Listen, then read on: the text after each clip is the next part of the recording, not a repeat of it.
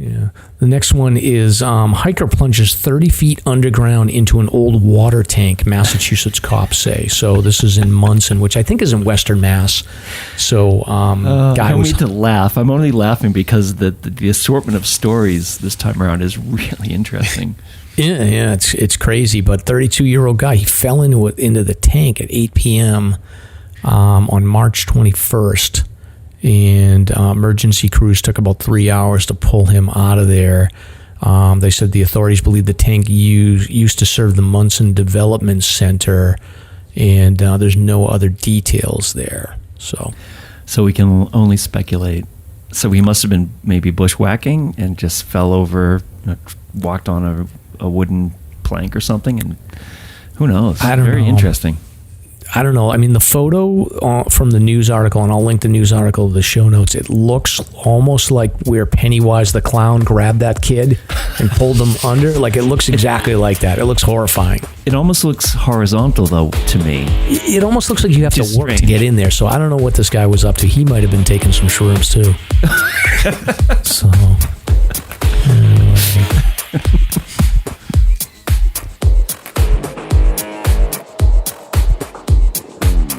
Broadcasting from the Woodpecker Studio in the Live Free or Die state of New Hampshire. Welcome to the Sounds Like a Search and Rescue podcast, where we discuss all things related to hiking and search and rescue in the White Mountains of New Hampshire, occasionally including the counties of Belknap,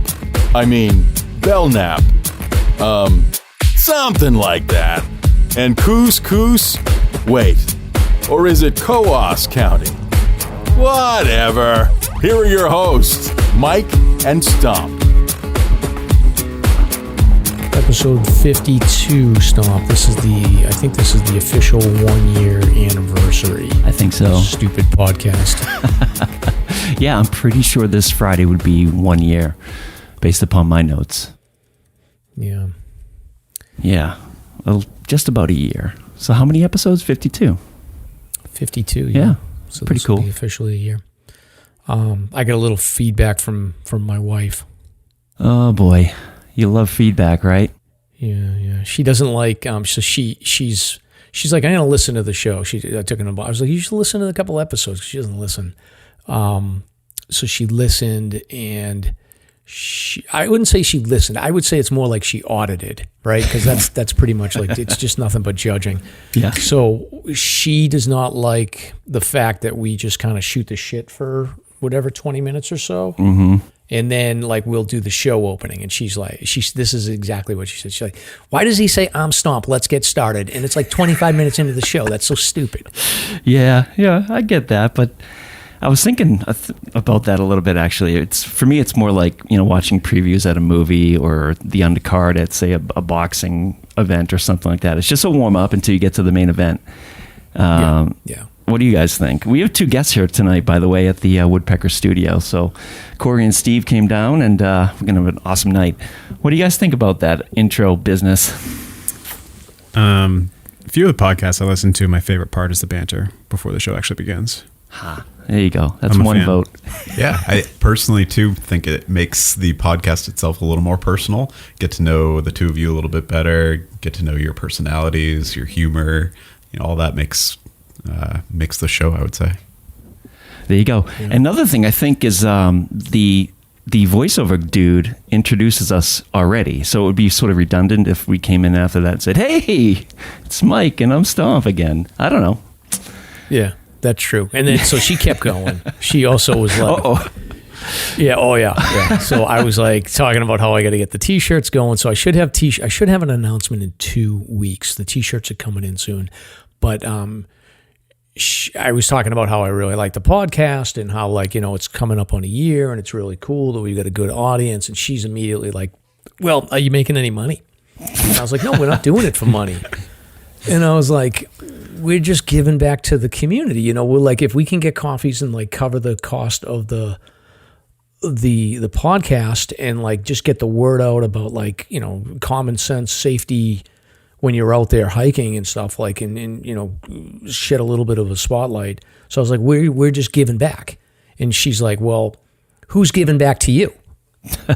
You know, and she's like, it seems like no one's giving anything back to you. Like no one's giving you any free stuff. And I was like, well, I don't know what to tell you. So pure act of love. Anyway, so I'm not going to encourage my wife to listen to the show for another 50 episodes.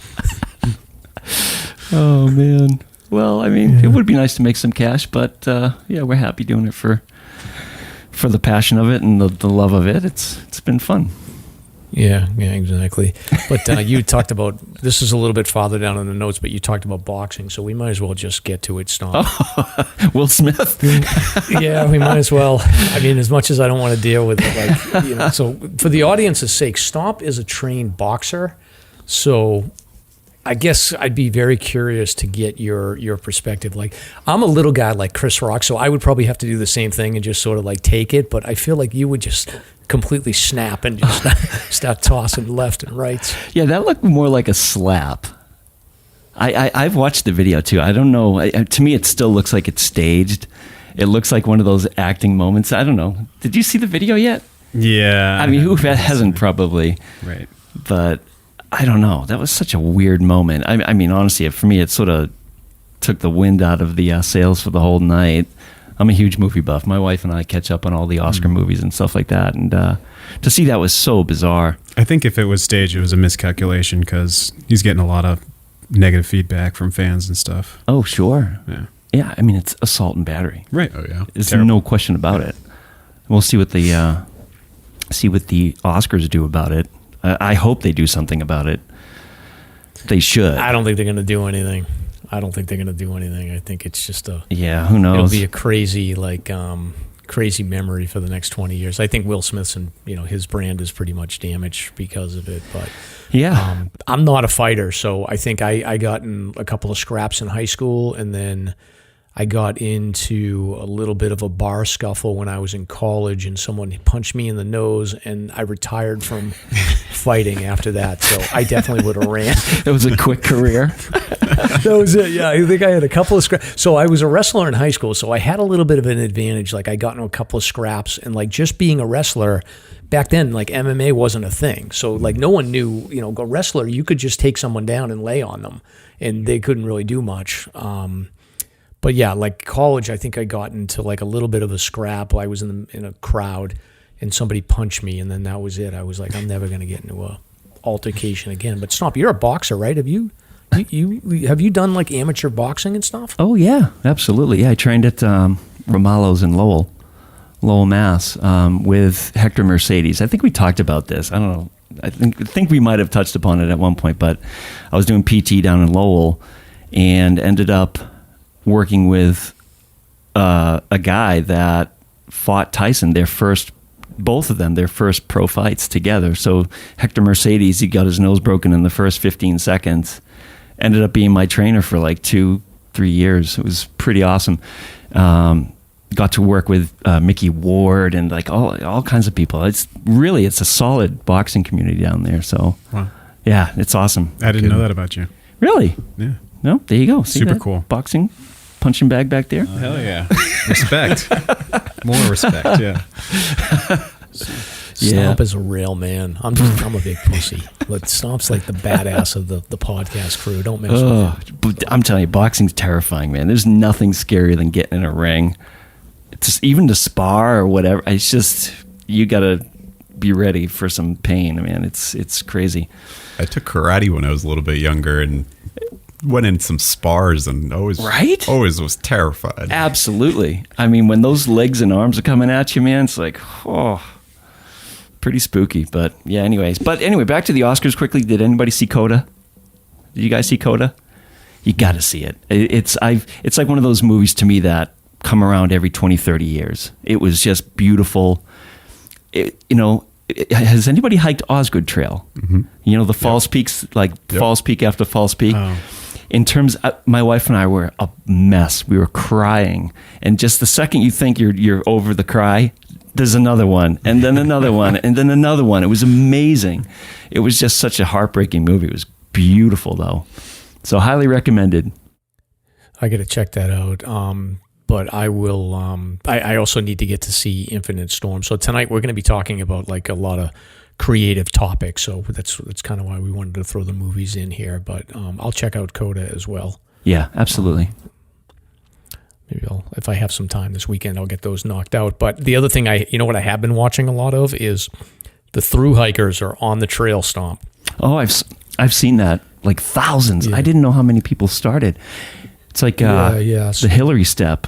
There's what, like 1,900 or 19. So I actually saw a post yesterday where somebody. So for the audience, if you're not aware, so this is the time of the year from March through like probably May, middle of May. There's still people get on in June and July, but like there's a huge flood of hikers that go down to Georgia, Springer Mountain to start the Appalachian Trail. And one of the things that you do is you go and like check in at Amicalola Falls, which is like before Springer Mountain, but most people just hike it as part of the trail, and they'll give you a tag, and that tag has a number. So what Stomp was talking about is like 1,900 people registered. Not everybody registers at Amicalola, but yesterday I saw somebody had posted they were like number 2,150 with their friends. So there's a lot of people on trail.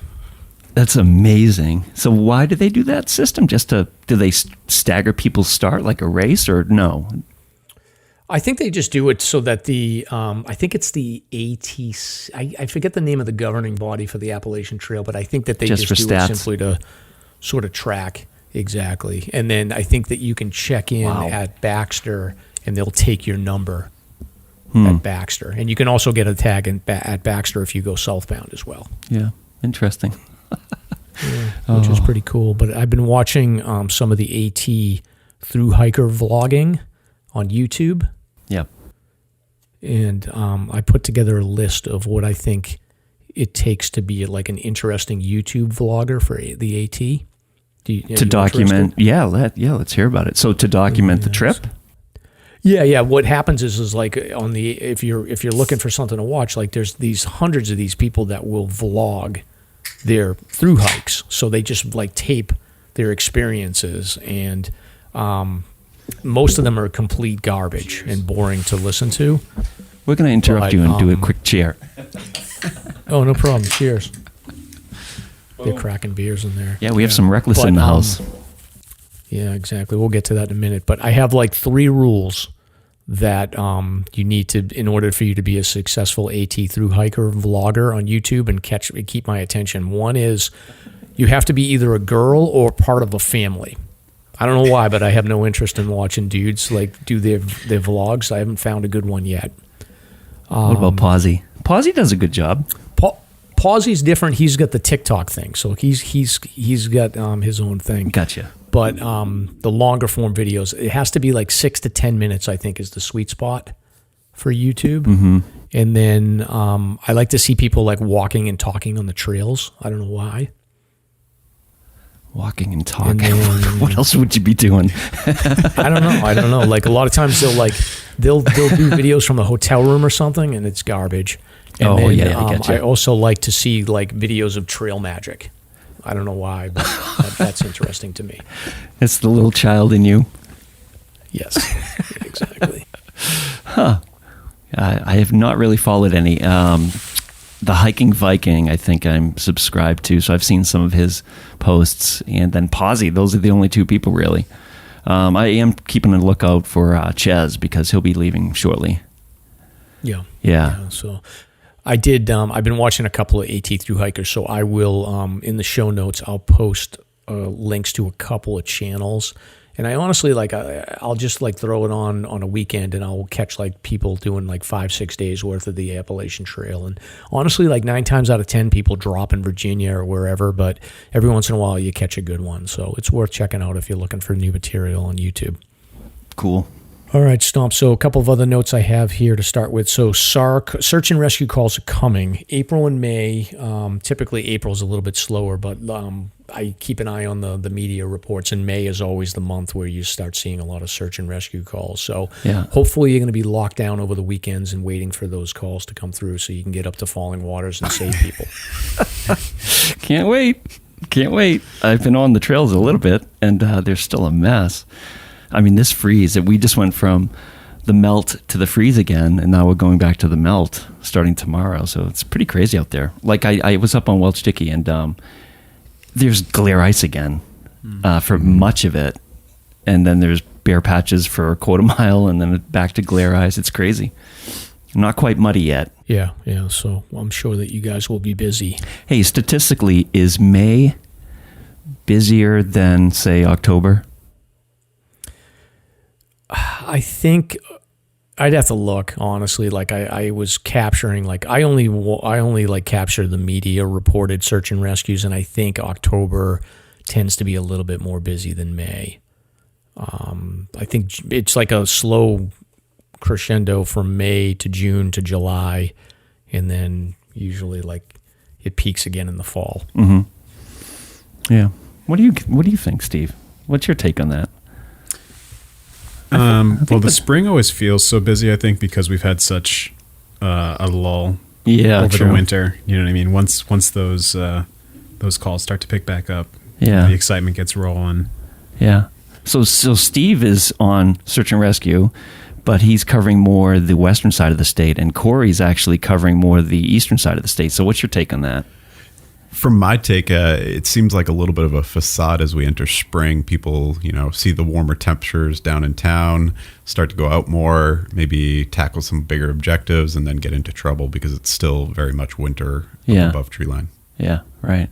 Yeah. So hopefully it'll be slow this year. I think we can all use it. But just moving on to the next topic here, Stomp. You have this as a note: Apple Maps hiking around with giant backpacks to record. So it sounds like they're doing the same thing that they do with cars. Yeah, it's some form of hiking, I guess. That's why it caught my eye. I mean, you just picture these guys cruising around London with giant backpacks on their backs full of recording gear. I think they're recording visuals, right?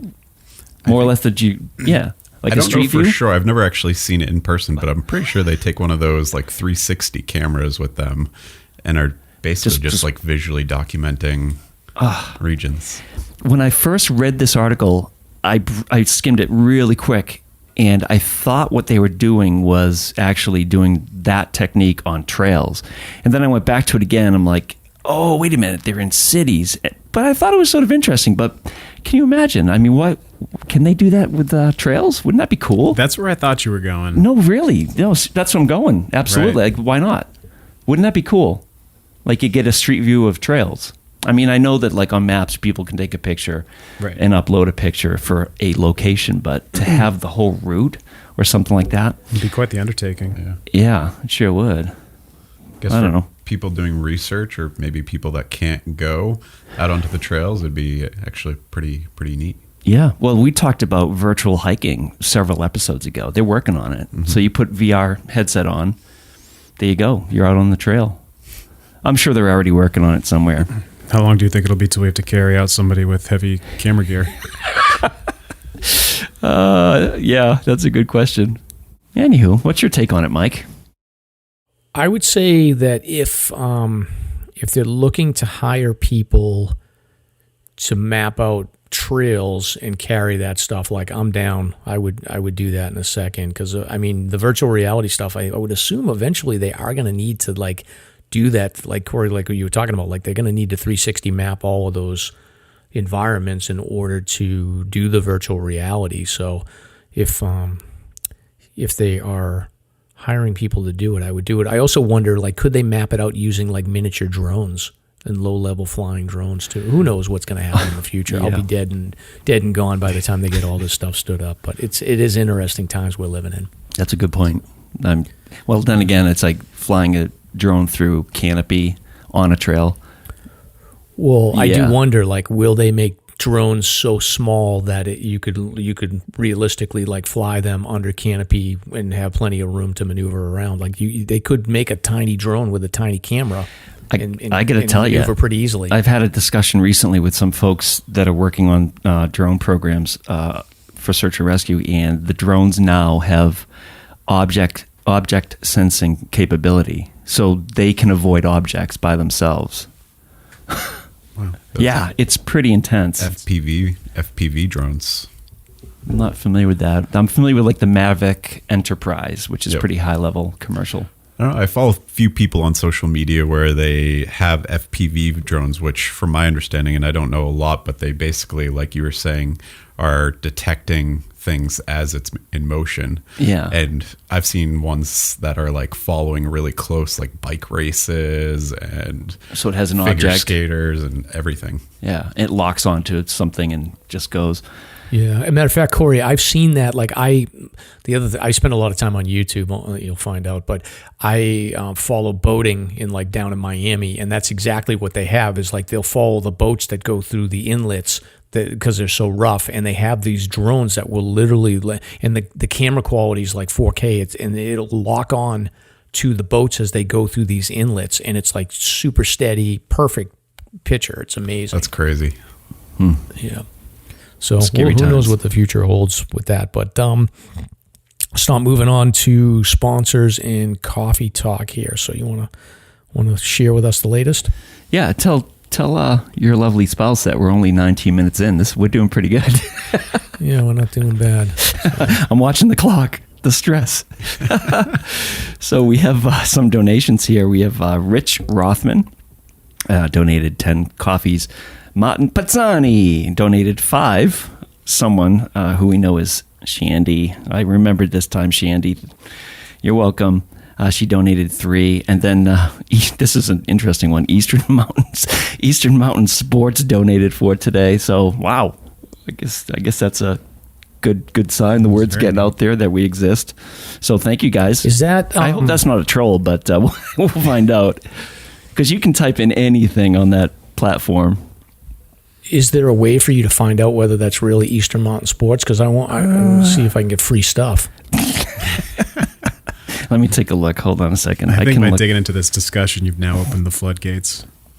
Yep, that's true. It's going to be cat donations, like cat names. And give me 1 second. I will take a look. Because I thought that was interesting. Here it is. The suspense is killing me. Actually, you know what? I can't tell. It doesn't give me the name of the person or the email address on this. Sometimes it does, actually. So, but not in this case. All right. Well, we'll have to investigate. Yes, we will. Prove it, EMS. All right. Right. If that really was EMS, whoever that was that donated, just reach out to us. I want some free stuff. Oh, so that's all I have. In terms of sponsors, we have Stephen here from Reklis to give us our quarterly, I think it's quarterly at this point, Reklis update. So I will let Steve take it away. All right. We got a few exciting new beers coming down the line I'll tell you about. We recently did the Pink Boots brew, which is put on by the Pink Boots Society. It's to celebrate women in the brewing industry. So a lot of the ladies employed at Reklis all got together and they helped design, and they brewed a beer of their own making. It was really cool. They did it's like a honey saison, and they're adding hibiscus flowers. That's going to be coming out of the fermenter in the next week anyway, so you'll be able to try what the ladies of Reklis have to offer. We're also doing a special beer that was created by brewers in Ukraine. It's called a Resist Anti-Imperial Stout. So we're brewing this really cool stout. Like I said, guys from Ukraine put it together, and proceeds will go to help refugees and things like that. It's really unique because at the end of the brewing process, they wrote into the recipe to throw in a very special Ukrainian ingredient. So we're throwing in a bunch of beets. Interesting. Like beetroot. Yeah, sure. So we're hoping to get some fun color, some fun flavor out of that. Third cool beer I'll tell you about today is triple IPA that we're bottling this week, actually, coming out of a 2-week stint in local gin barrels. Huh. So we aged gin barrels? Exactly. Yeah. Yeah. Interesting. For just a little subtle addition to the flavor? Yeah, it's not super subtle. Just because the style of the beer, it's not like a really big heavy stout. So the flavors of the wood and the flavors of the spirit don't require aging for as long in the barrel. Mm-hmm. That's fascinating. You guys always come up with the coolest stuff. Yeah. Creativity. Yeah. Cutting edge. The topic of the night. I saw Steve. Yeah. I saw a guy. He was doing like this instructional video about bourbon. Mm-hmm. And again, I don't know much about bourbon or anything, but it's sort of the same principle. So he was like complaining about how he can't afford to pay for like $100 bourbon bottles. So he ordered, like, there's this company that has like these the oak wood spirals that they sell. And he was like, he bought this like cheap $17 bottle of bourbon, poured the bourbon into these like fruit jars because the wood wouldn't fit into the bottle. And then he broke off pieces of the wood, dropped it into the cheap bourbon, and then like let it age for like 4 to 6 weeks. And then apparently like these wood spirals, like, I guess, take the edge off of the cheaper bourbon and make it like high-end bourbon. So I wonder, is there any cheats that you guys can do when it comes to beer to accelerate that aging process? Well, they sell the same or at least similar products for home brewers, because if you think about someone who's brewing at home, they're not going to be able to fill a big 53, 55-gallon wine barrel or bourbon barrel, whatever. So they sell those either cubes or sometimes spirals or chips for a home brewer to put in to get that woody flavor, that barrel-aged flavor. That's awesome. Yeah. Clever. It's interesting. Like I never thought about it before, but I was like, this guy's pretty smart. He's like, he's taking a $17 bottle and he's probably spending $50 on the wood spirals, and then taking the edge off the bourbon. I might try that. Yeah. So. I only drink bourbon when I'm hiking, and it's usually like an overnight in the winter in crag camp, and like I need the edge on the bourbon. Yeah. Bourbon's a lot lighter than beer. Yes, yeah, that's true. Exactly. Yeah. Cool. So, Steve, I'm going to put you on the spot here. So I already prepped Corey that we were going to ask him some stuff, but I want to start asking the guest as we start getting into summer. And, I asked Corey to think of 3, but like you only have to think of 1, and I'm going to put you on the spot. Okay. So I want to start including in the show, like whenever we have guests, I want the guest to share like an awesome thing that they want the audience to consider doing over the summer. So one awesome thing related to White Mountains. It doesn't have to be hiking. It can be anything. But can you think of at least one awesome thing that you'd recommend for the audience to do this summer? Yeah, and you're probably going to groan and roll your eyes, but you should all stop by Reklis Brewing after your hike. Oh, man. That's great. I agree. And I need to do that, so I will be doing that with my wife and family at some point soon this summer. Dude, do you know how many people we sent your way from the snowmobile? I hear it.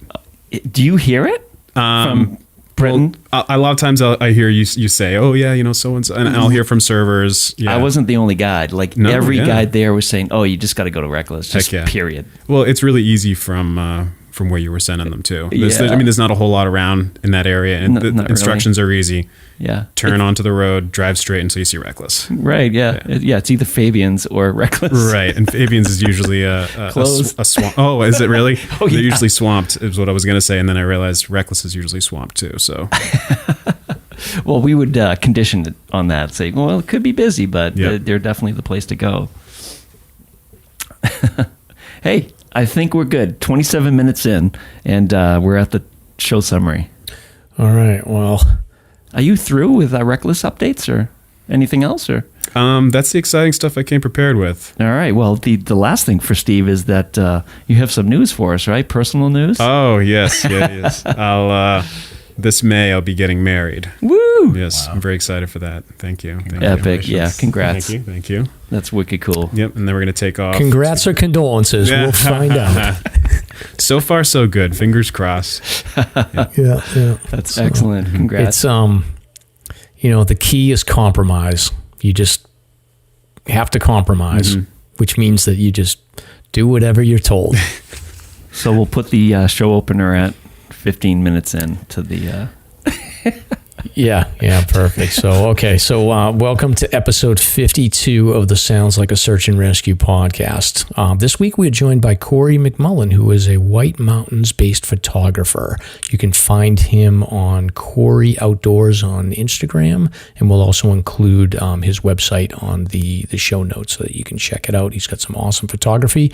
So he is a hiker, a photographer, and a search and rescue responder. And Corey's worked commercially for many outdoor brands as a photographer, and he's also taken some of the most stunning landscape and adventure photos in the region. So he's here to share some stories about hiking, and he'll teach us a little bit about photography here. So later in the show, we are going to share a little bit of White Mountains history, where we're going to talk a little bit about the Dr. Jacob Bigelow Expedition and Francis Boot of Boot Spur notoriety, and then we'll wrap up the show with some recent search and rescue news. Not a lot locally, but we've got some stuff in Montana and from around the world, so we're looking forward to a good show here.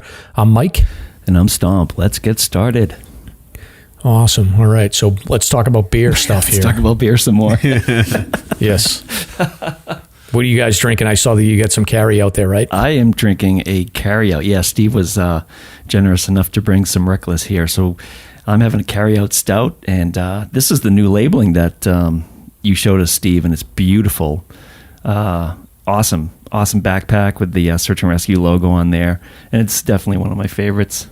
Yeah, local artist who used to work at Reklis, Kirsten. She does a lot of our labeling, and her info, her Instagram info and whatnot's on the cans if you happen to see it. Excellent. That I was just going to ask that. Do you have a labeling machine like at the brewery, or do you have to get that done somewhere else? Yeah, we get them printed somewhere else. So most of the time, Kirsten will send art in to Phil, who does our marketing and social media and stuff like that, and he's a Photoshop whiz. So he makes the art into the can label, and then we send it to a printing company, and we get labels shipped from them. Excellent. And Corey, what do you have tonight?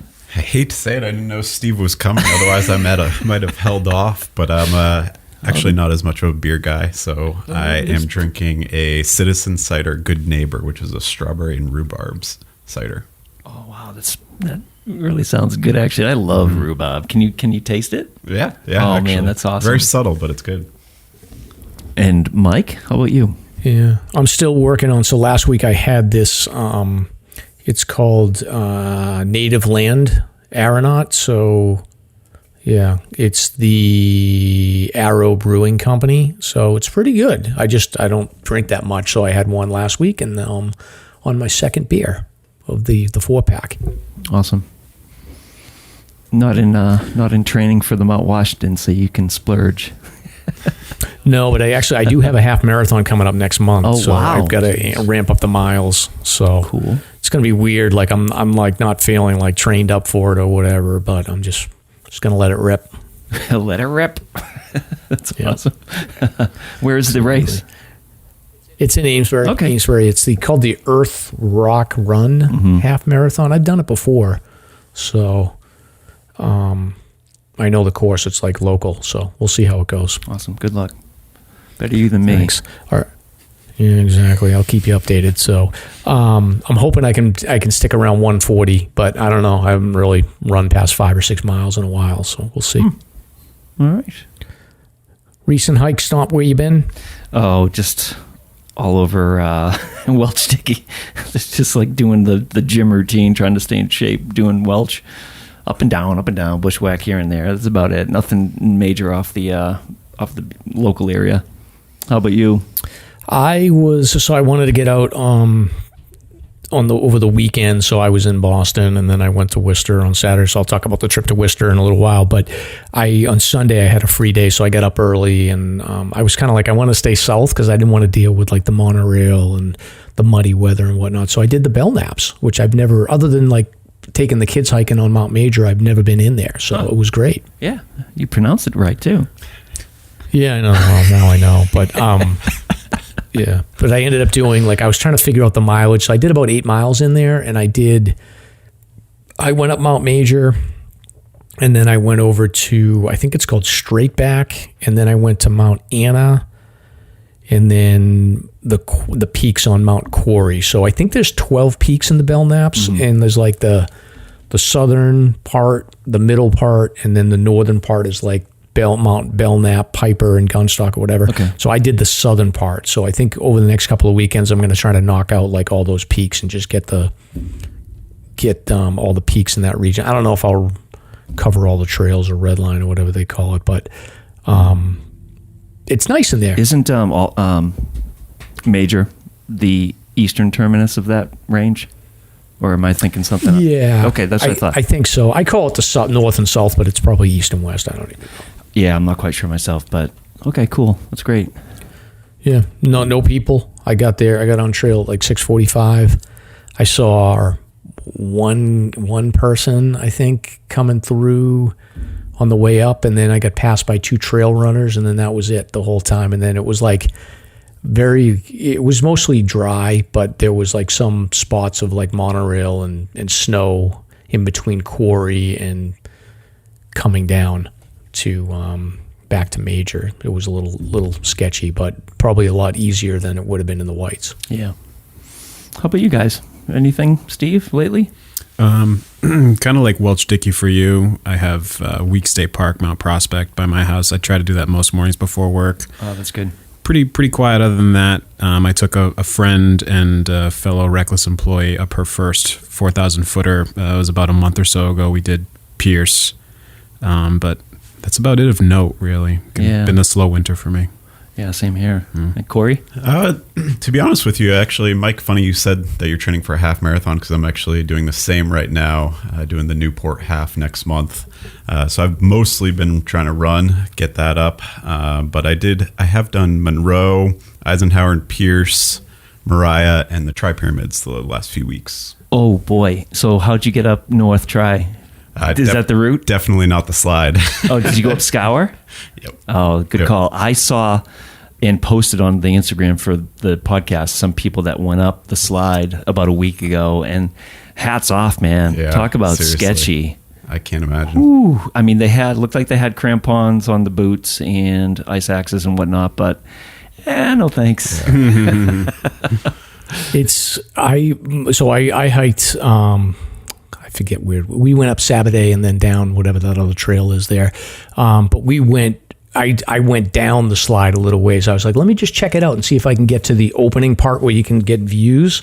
And we got like maybe 100 feet down, and it was so crazily steep. Like you could never in the winter. It would be crazy. Yeah. Just got to have those perfect conditions to do the slide. Yeah. And there were recent avalanches too, right, elsewhere in the state at the time when these folks are doing it. And boy, it's just something you don't want to play around with. Yeah. But Corey, I've done the Newport half marathon. I've done the full marathon as well. Get there early if you've never done it before. Get on the bus.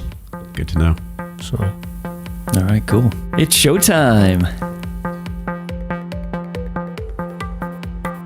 It's time for Slasher's Guest of the Week. Very cool. Very cool.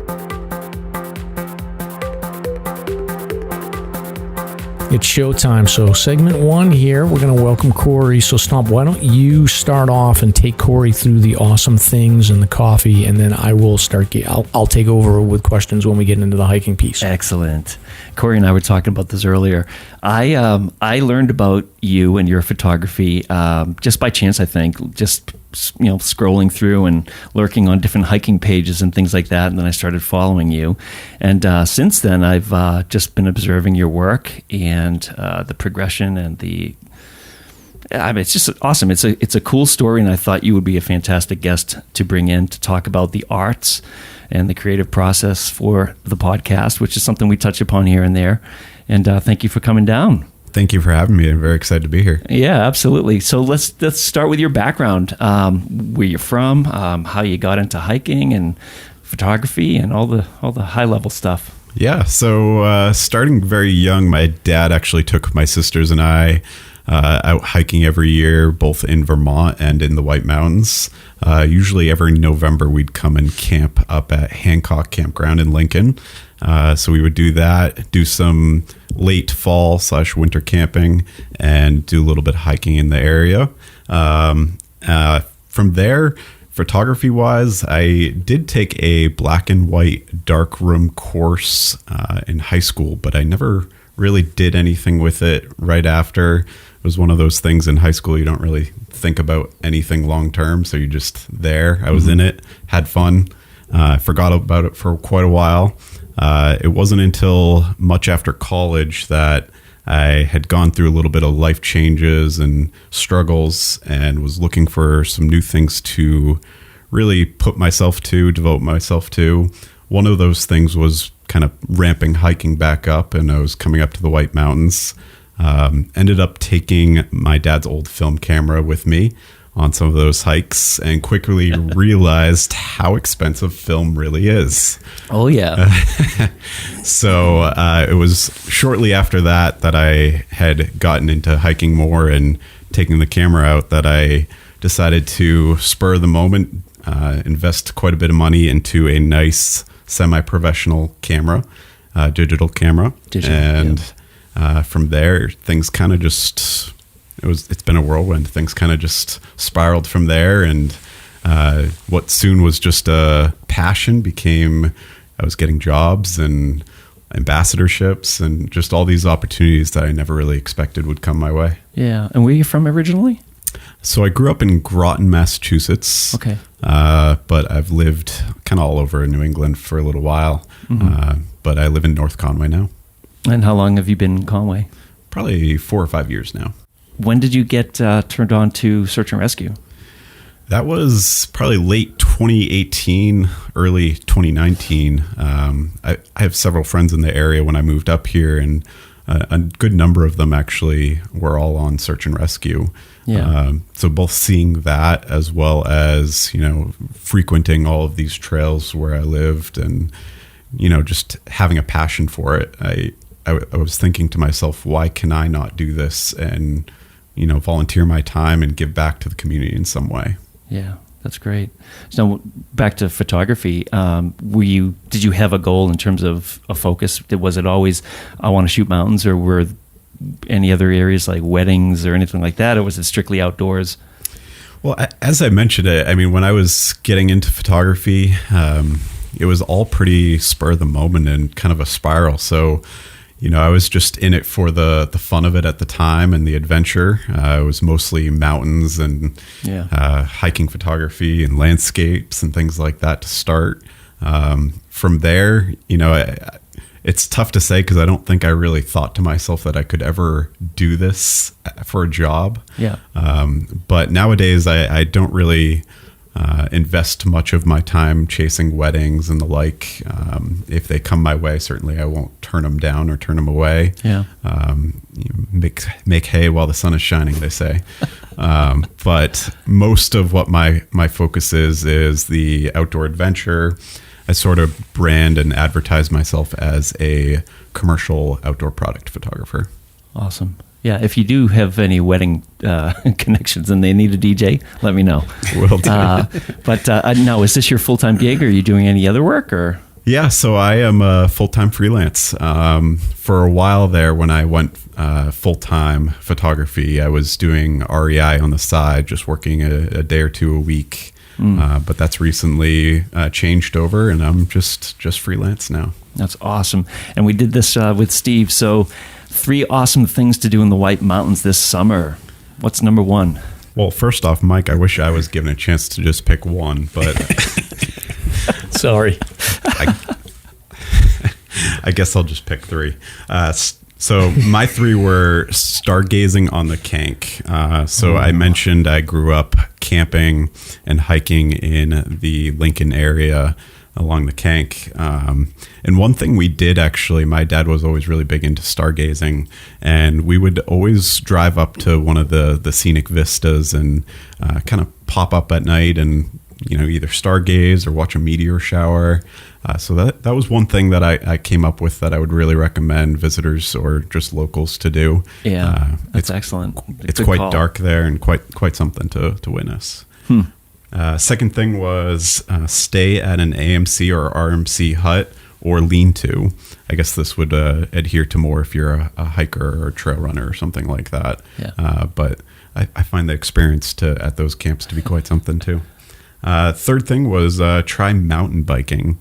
I've recently been trying to expand my outdoor and mountain activities. So one thing I picked up last fall, was trying to mountain bike.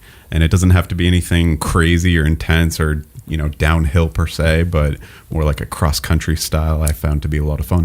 Are you talking like a fat bike or just regular standard? Just standard, yeah. Okay. I've seen more and more of those fat bike tracks every time I go out on the trails. I forget where I was most recently, but it was amazing to see these bikes on the glare ice trails out there. Like they must have knobs, right? Metal knobs or something on these tires. Incredible. Yeah, I think you can get them studded. I Really? believe. Yeah. Yeah, and even the road bikes nowadays, like they market them primarily, like if you go to buy a road bike, like they'll market them with thicker tires so that you can ride on gravel. So even not mountain biking, but even like the road bikes, they're trying to get people off the roads because it's just dangerous out there. Yeah. But I would love to do that. I don't, Corey, do you know, have they opened up the mountain biking area behind Walmart, North Conway? Do you know if that's opened yet? By Peaked? Yeah, by wherever Walmart is in North Conway. I thought that they were going to build mountain bike trails back there. I know they're currently building them. I haven't seen any openings though. Okay. Yeah. Okay.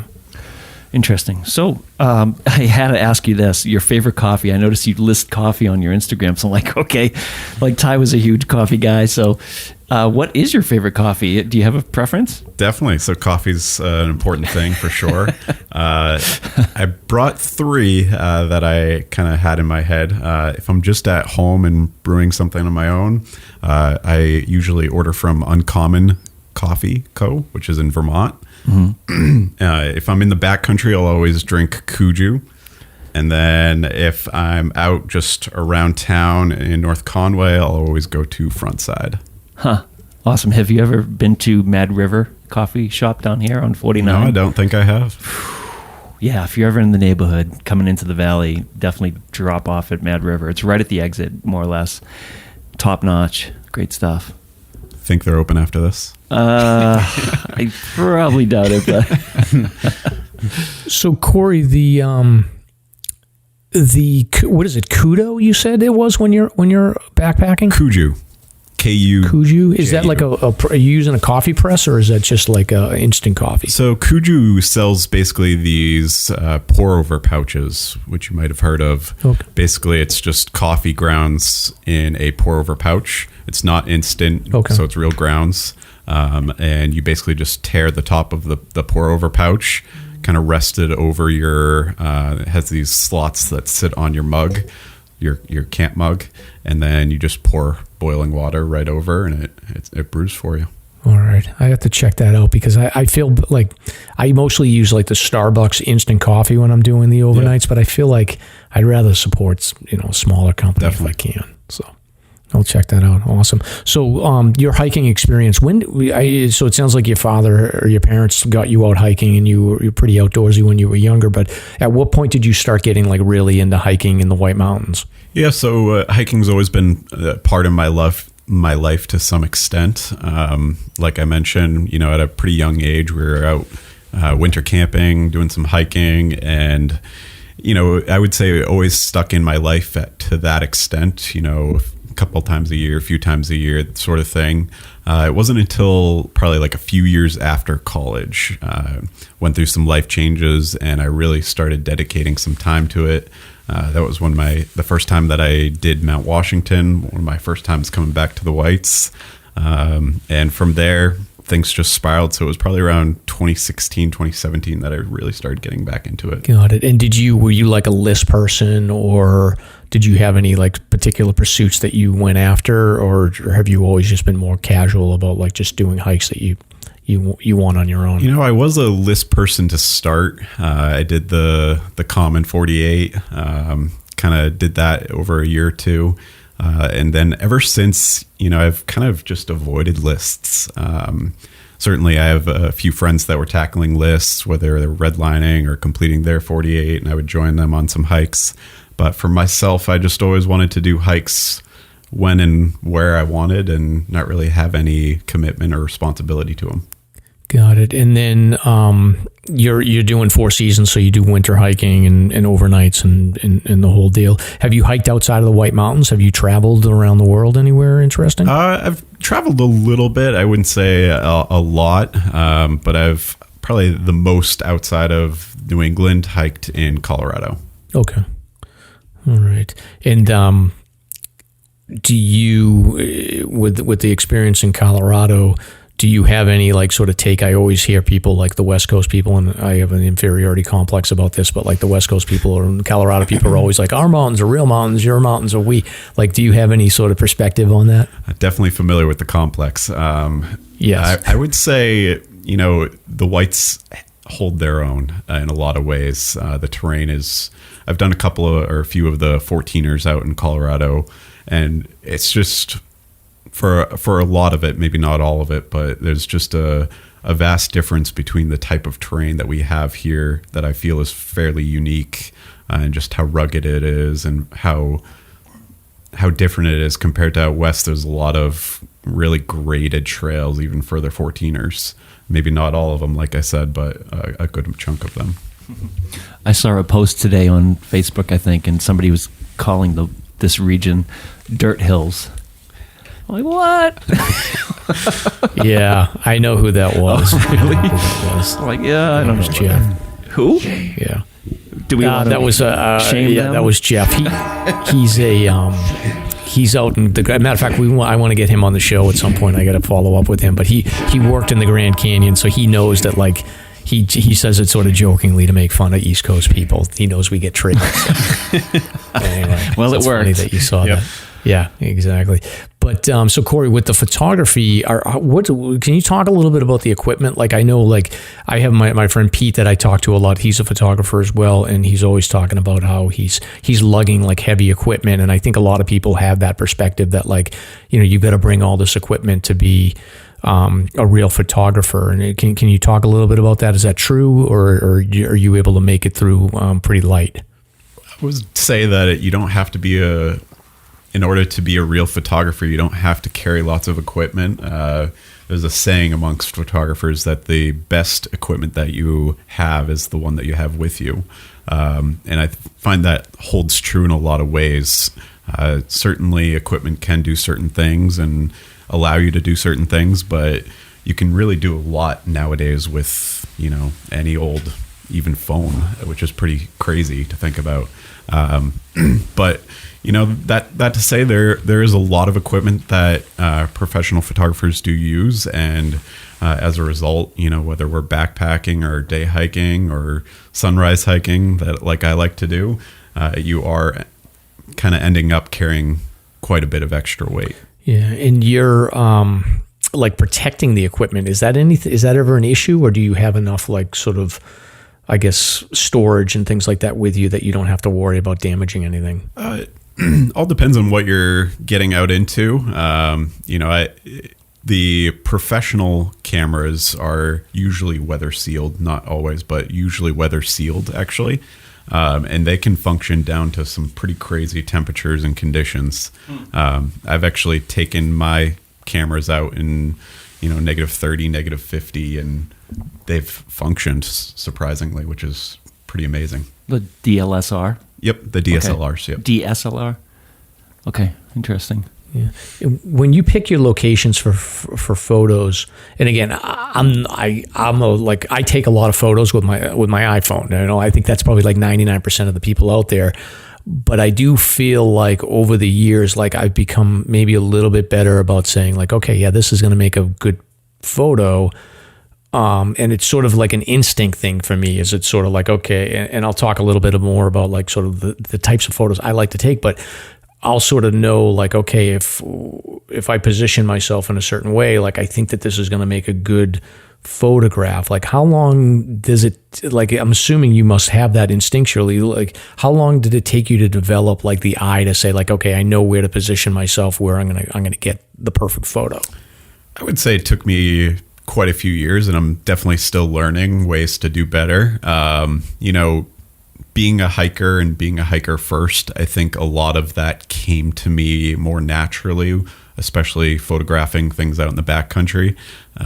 But some people definitely just have that instinct, and some people it's a lot more of a learned skill. But there's definitely ways to improve it, and to, even by looking at other people's work, just kind of get an inkling of how you can position things and how you can angle things to make a more appealing visually appealing photograph. Yeah, and you do a lot of like adventure photography where there's, it's people doing outdoor activities. Do you generally like set that up where you'll go out hiking with them, and then like you'll ease into it, and then like for me, I know when I'll go hiking with my niece, hi Addie, she listens to the show, like I'll run up ahead, like I'll try to get up like 500 feet ahead, and then like wait for her to walk towards me, and then take some photos and stuff. Is that how you manage it when you have models, or do you have to do it a little more like scripted, where you'll say like, all right, stay there and I'm going to walk up here, and then you walk towards me and smile? Totally depends.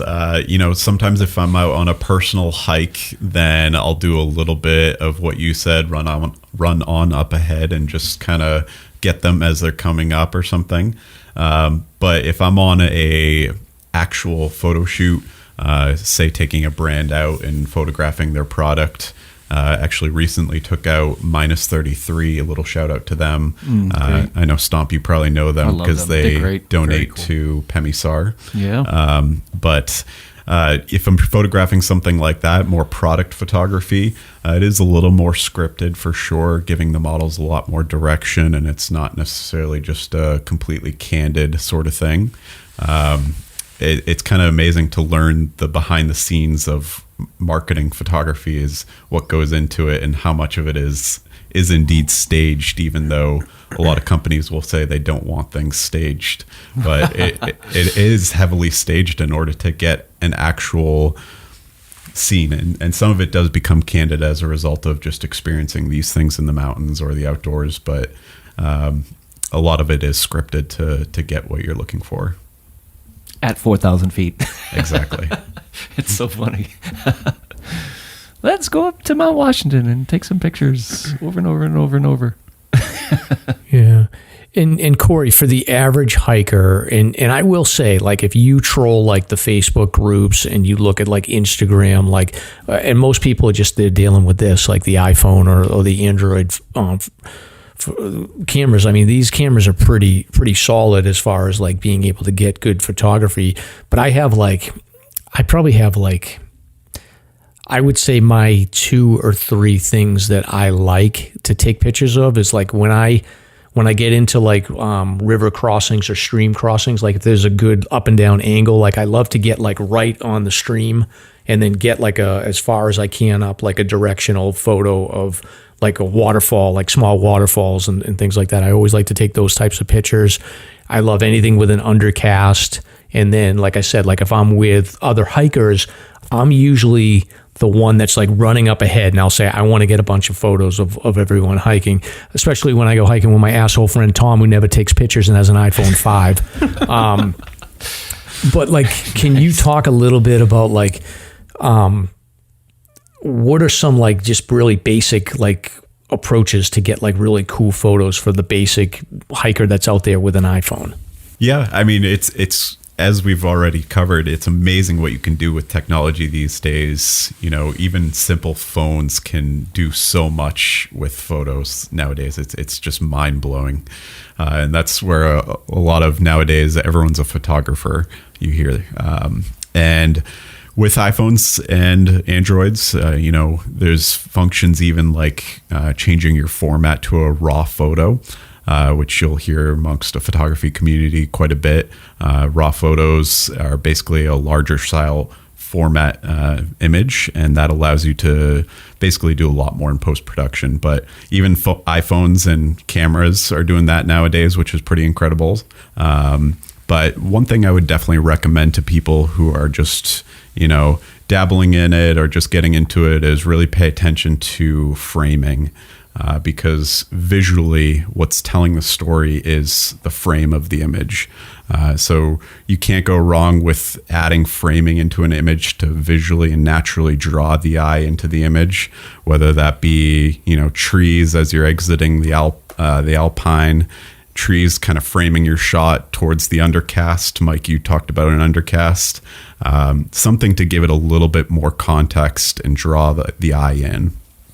That's basically what I would recommend people to look for. It just tells a lot more of a story. Okay. And do you have like are there particular regions of the whites that you feel like are just like better for photography for you? Or could you make something magical anywhere? I would answer that with the prezzies. I mean, I think you guys both have hiked, or all of you have hiked the prezzies probably before. I mean, there's nothing like them in this region. The prezzies are really quite something. So visually, the prezzies are always kind of my go-to, and I probably share too much of them on my social media, but a lot of it is conditions too. This time of year with the snow melting and the mud coming out, it can be kind of hard to make a nice image, but truly, I think if you are going out with good intention and some good conditions, time of day wise, I think that, if you're dealing with sunrise or sunset, those are more optimal in terms of finding better light. That's going to give you kind of the best photo. But yeah. Awesome. All right, Stomp, you had some notes here about just talking about creative work. So I personally, like Corey, I've never considered myself a creative person, but Stomp was the one that sort of like hit me over the head and was like, a podcast is a creative form, I guess, even though I'm just talking about dumb, probably half my questions are dumb, but Stomp wanted to talk a little bit about the creative work that you do. And then did you have any inspiration? So he's got a couple. I don't know, Stomp, you know these folks more than I do. I'm just not as creative as you. Yeah, I was curious if you had any inspirations or people that are not so much mentoring, but just like you look at their work and go, oh, that's really cool. They're giving you ideas, or any locals.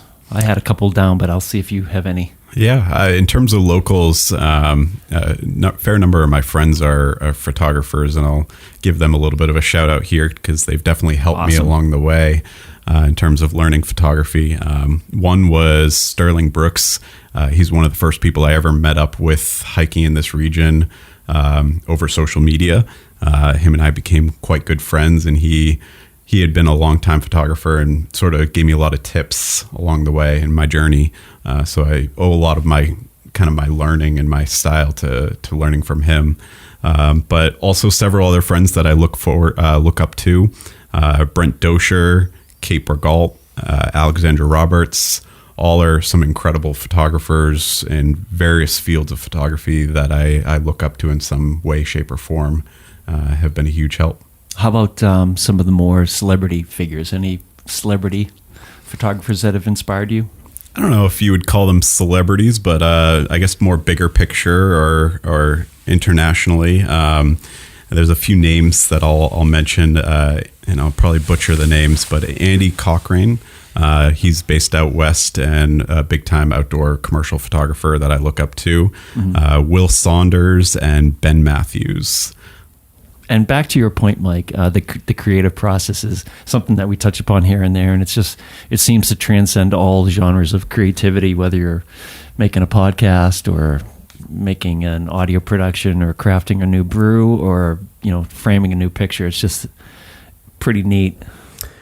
Yeah, and I think, Corey, I guess one question I do have is when you're a professional photographer, and honestly, sometimes this creeps in with me a little bit just with the hiking stuff, but do you ever get to the point where, because it is a job, how do you maintain the passion? Do you strictly do your photography with commercial gigs at this point, or are you still going out and taking photos when you're doing hikes on your own? Yeah, so that's a sort of a huge topic for discussion amongst photographers, is finding the right balance between work as well as kind of maintaining some amount of being present and having some, I guess, inspiration left to do it yourself personally. I find now that I am doing full-time freelance to struggle a little bit with finding that inspiration, that motivation to still do, I guess, personal, photo shoots or personal, kind of seek out different opportunities for photographs myself. And I think that struggle, I'm still learning how to cope with it, or how to balance it, or how to maneuver it. One way, and I think we'll probably talk about this later, is kind of setting up myself with different projects to really run down or challenge myself to find. So not just, go do a sunrise hike and take photos. Certainly that can be inspiring in its own way, and I will always love that. But really challenging myself with a set goal for certain style photographs or telling a certain story. Yeah, and I would think like going out hiking and like not bringing your equipment and stuff like that, if you saw something that was like really good that you could have taken a photo, like it would probably motivate you a little bit to be like, oh man, next I got to get back there and get another bite of the apple there. Forever. I mean, I'll always be kicking myself if I don't end up bringing my camera somewhere. That's just how it goes. But at some point you do kind of have to separate yourself when it's your work. You kind of have to take time off to really breathe and reset.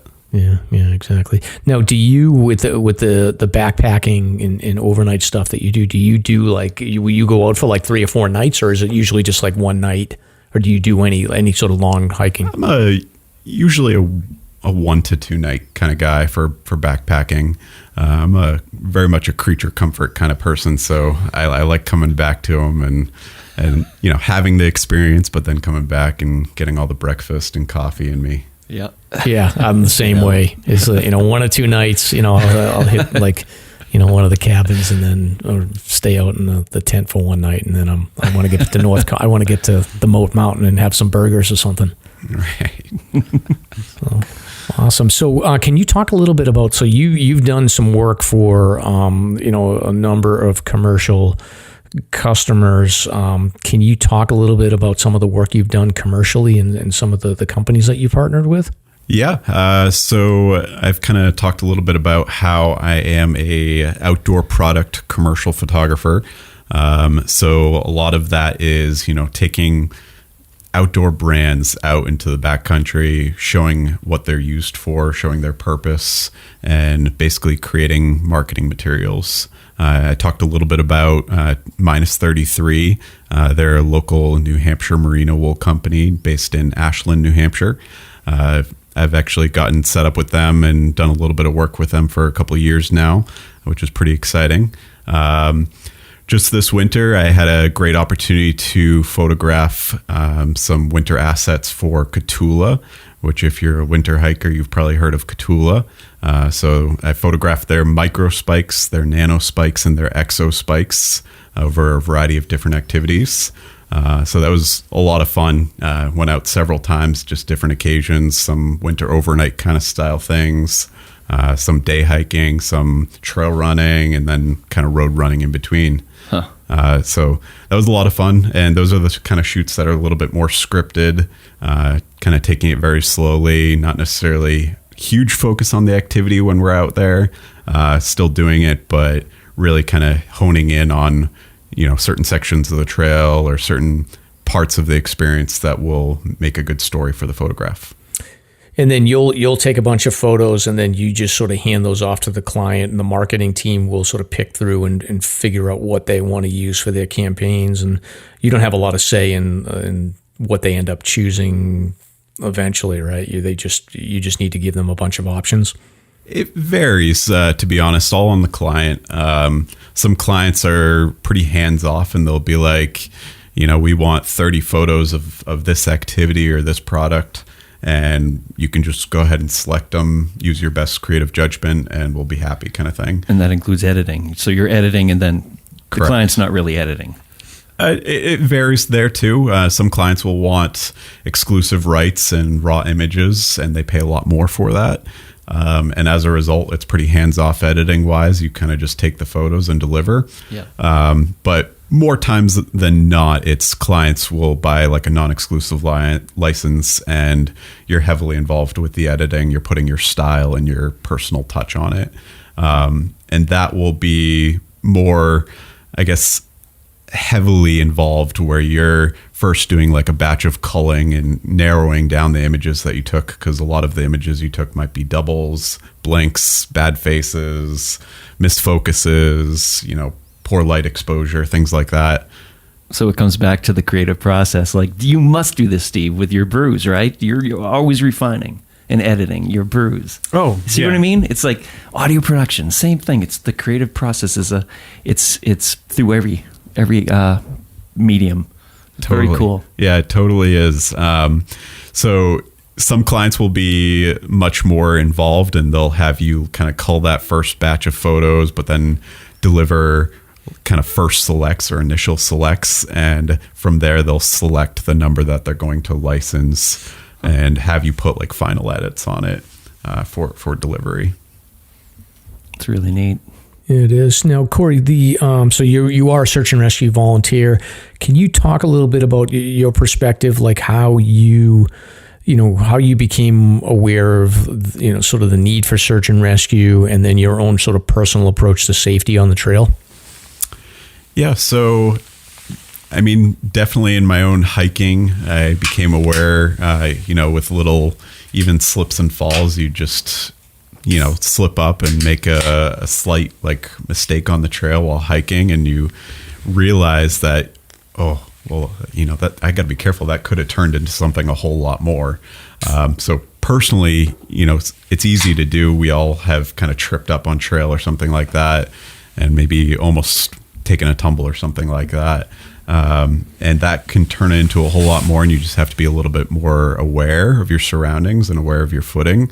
For me, it started way back when I was living in Massachusetts and driving up here, though.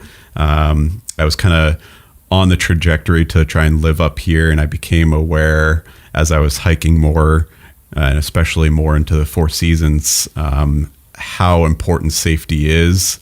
I talked a lot about it with friends that I was out on hikes with, and just, the more we were setting ourselves to do some of these crazy hikes, we were just thinking of all the ways it could go wrong. And I've talked a little bit about this, but one of the things that we did a lot back in the day when I was living in Massachusetts was sunrise hiking.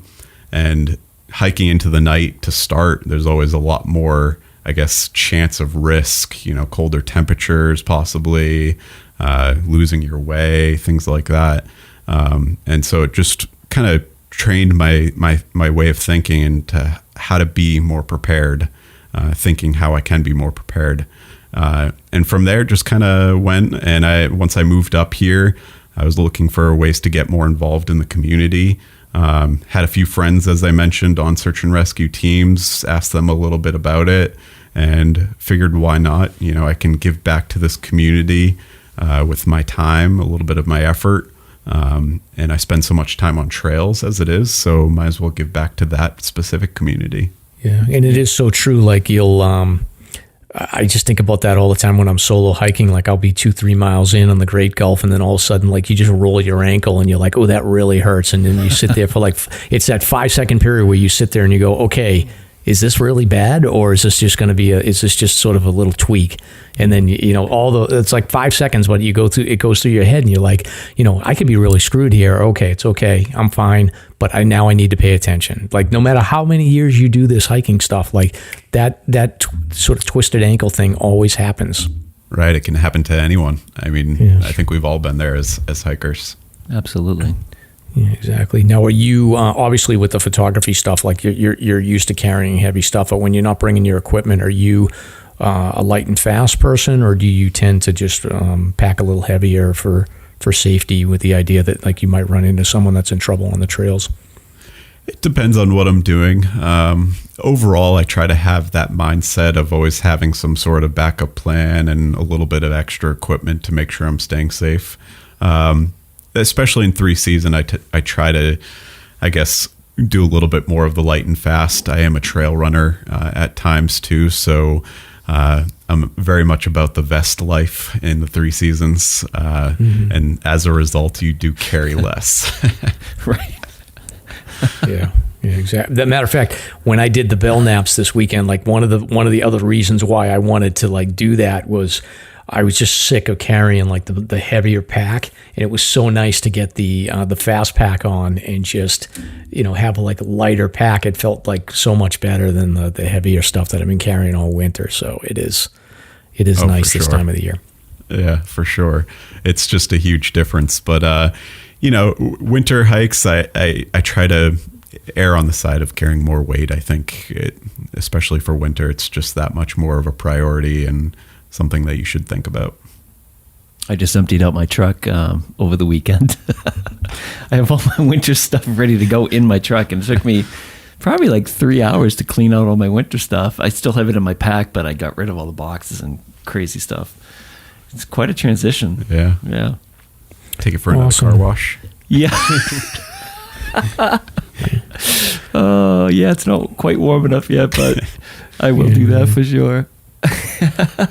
But Corey, I will definitely share your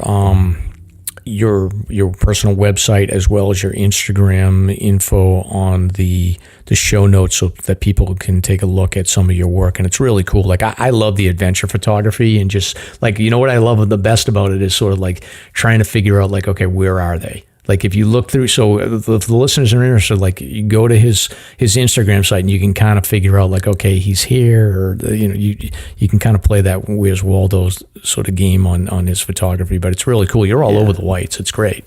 Your recent Welch Dickey really blew me away. I knew you put a lot of thought into that because they're so obvious. But some of your shots of that recent hike you did up there were just awesome. I had to look oh my God, I know that from somewhere. It's right here. Yeah. Nice work. I love playing that game as well, especially as a photographer. You're always looking for, new locations to scout and new locations to possibly take photographs at. And as a result, location is everything. That's also another thing that really tells the story is where you are and, how you got there. Stomp, were you going to say something? Well, connecting to that concept of finding cool new things to do, what are your to be avoided cliches? Here's one, and I'll probably put my foot in it for saying this, but the Mount Willard train tracks. Mm-hmm. Stop! I love that photo. I know that, but how many times? Well, how can you make that fresh? Otherwise you're just oh, there's the train tracks again. I don't know. Are there any other taboos in the whites that you try to avoid? Yeah, sure. There's tons of photos that I think we've all taken as photographers, at least locally here in the whites, that we might have all visited, but to maintain fresh, or rather kind of have your own style or your own creative touch on an image, I think it's important to look beyond what has been done, so to speak.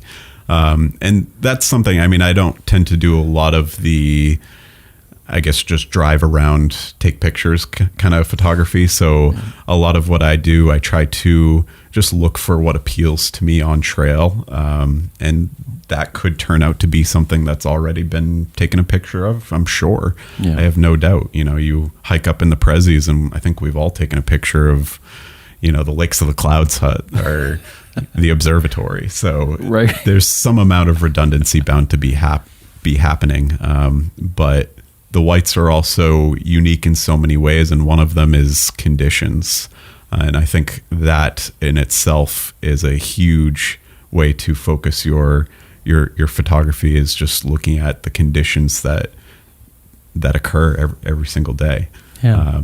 A lot of changing weather, a lot of extreme conditions, especially in winter too. And I think that's a great way to even focus on it with photography, is just focus on the conditions. Yeah. And Steve, Reklis seems to be the type of organization that goes out of their way to avoid the cliche.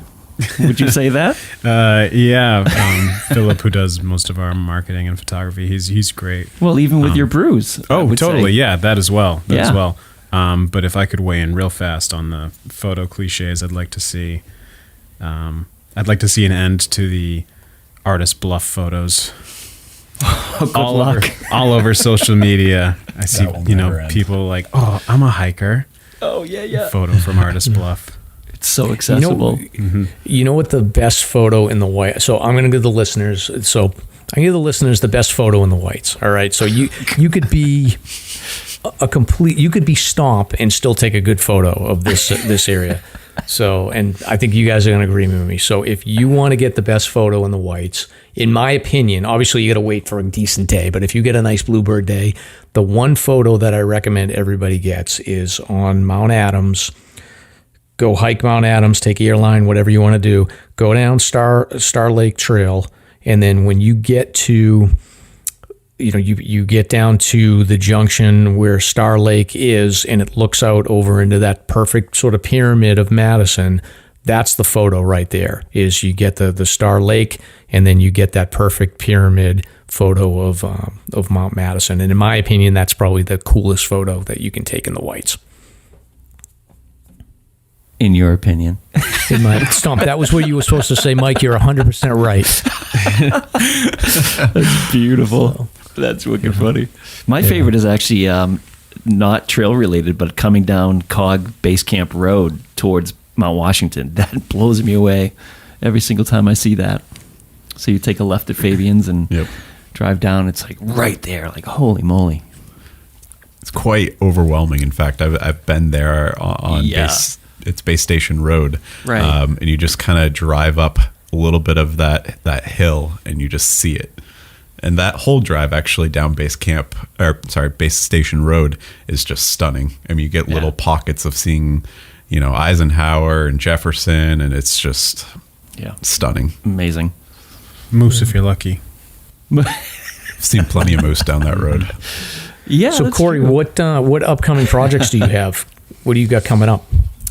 Yeah. So personally, right now I'm actually trying to motivate myself enough to start up a little spring project, which is telling a little bit of the story of how people have gotten into the outdoors. I've focused that for myself for a long time now, just because I find it so important. I went through some challenges in life, and then upon that, it brought me to coming back to the outdoors. And as a result, I want to be able to tell that story for some other people. I know of, even just in my small circle, plenty of, really meaningful stories of how people have found the outdoors. And I think that's just an excellent opportunity to not only take some portraits of people, meet some new people, make some connections, but also tell some of those stories. I think there's a lot to be said of what can be written alongside photographs. I think there's a great connection that can be made there. Awesome. That is very cool. And as you're talking, I am just sort of flipping through your Instagram photos here. And one of the other things I do like about, especially the adventure photography, and we've talked about this a bunch of times, but I feel like sometimes with the sort of the mainstream outdoor media, backpacking and outside, whatever, they tend to really gravitate towards the extreme athletes that are doing really cool stuff. That's great. But I personally I always find that the people that are, not necessarily breaking fastest records or all that stuff, like regular people that are out there that are taking, time out of the weekend, getting up at 3 a.m. and driving 2 hours to get to the trail, or making a life change. Though that to me is always more interesting and inspiring than just listening to someone that's going to be breaking another record. That's very cool and I respect it, but I think one of the things that comes out when I scroll through some of your photos is that, there's really cool stories, and it's not necessarily just people that are out there breaking records, but they're doing it because they love it. Absolutely. I agree with you, Mike. There's a lot of interesting and amazing stories in the ordinary people. I myself am just another hiker of the whites, and I think just like myself, there's plenty of people like me that have found their way outside, and there's some amazing photos that you can take of just those people enjoying the outside, out for a hike, sunrise hike, backpacking, all these cool places that some of us might have been before. I think there's some really neat stories to tell there. Well, we appreciate you coming in, and I think I've run through all my questions. Stomp, you got anything else for Corey? Yeah. How do you capture that elusive moon picture? I've tried 100 times, but which moon picture? Good question. That's actually really funny because I got to tell you a backstory on that Cheswick Trex thing. We talked about mooning the cog, wasn't it? Mooning the cog. Yes. And this whole section of conversation just disappeared on us. So nobody got to hear that, but we had this amazing conversation about mooning, whatever. Damn. He was a very interesting guest. It was super cool. But the other moon, the one that rises, that bright circle. Oh, the sun. No, the moon. Like I've tried to capture a full moon, or it always looks terrible on a regular phone. How do you do it? Well, there's definitely some tips and tricks that can allow you to capture a little more detail of the moon. It is really challenging because the moon puts off so much light. Yeah. And as it's rising, you're also dealing with potential cloud coverage. You can increase your f-stop, allow more detail. But a lot of people that are capturing moon is usually using a longer zoom lens to get in a little bit closer to the moon, getting a little bit more detail with the f-stop being a little bit higher and really capturing some of that. But long exposures are definitely the name of the game there. Interesting. Yeah. So some of the new phones providing capability to capture better pictures of the moon? Yeah, nowadays with Android and iPhones, you can take not only like raw images, but you can also do long exposures, which is insane. That's really cool. Even handheld, you can do long exposures. It's pretty crazy. Yeah, there's definitely nothing more disappointing than like you see an awesome like moonlight, moon, and then you take a photo and it looks huge, and then you take a photo and it looks horrible. Like, how do they do that? Like a little sunspot glare or something. Like, what is that? It? Yeah, exactly. That green dot. Oh, that's a good question. How the hell do you get rid of that little green dot when you're taking sun pictures? Oh, the flares. Yeah. Well, not even. Well, sun flares are pretty cool looking, but it's just that little pinpoint green little. Right. A lot of it is the angle, the angle at which you take the picture. Sometimes you'll get a green dot on the image, sometimes you won't. But the other trick is just post-production. Yeah, that's true too. Yeah. Take it out. Awesome. Well, so thank you so much, Corey. And like I said, we will link all of your info on the show notes, and then we'll also, on some of our social media, we'll make sure that we highlight it so that the audience can take a look at your work, and it's really good. I personally I spent like an hour trying to like pick out where some of these photos were. So if you get some time to kill, it will keep you busy. That's for sure. Thanks for having me, guys. You bet. No problem. And I hope EMS was lilistening. Yeah. Hopefully EMS is listening. So hire Corey and then send us free stuff. So.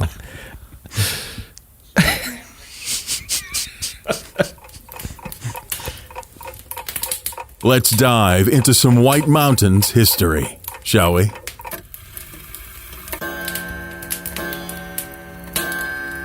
So, Stomp, next segment here is a little bit of White Mountains history. I wasn't even planning on doing this, but we were in the creative mode when we were talking about planning for this show. And coincidentally, I went to visit my daughter, and she goes to college in Worcester. So my wife and I went out to sort of extend the birthday weekend, and we went to the Worcester Art Museum, which I would highly recommend to anybody to go to. I don't know, Stephen or Corey, have you been to the Worcester Art Museum? Can't say I have. Yeah, my fiance is from the Worcester area. I've been to the Worcester Art Museum. Love it there.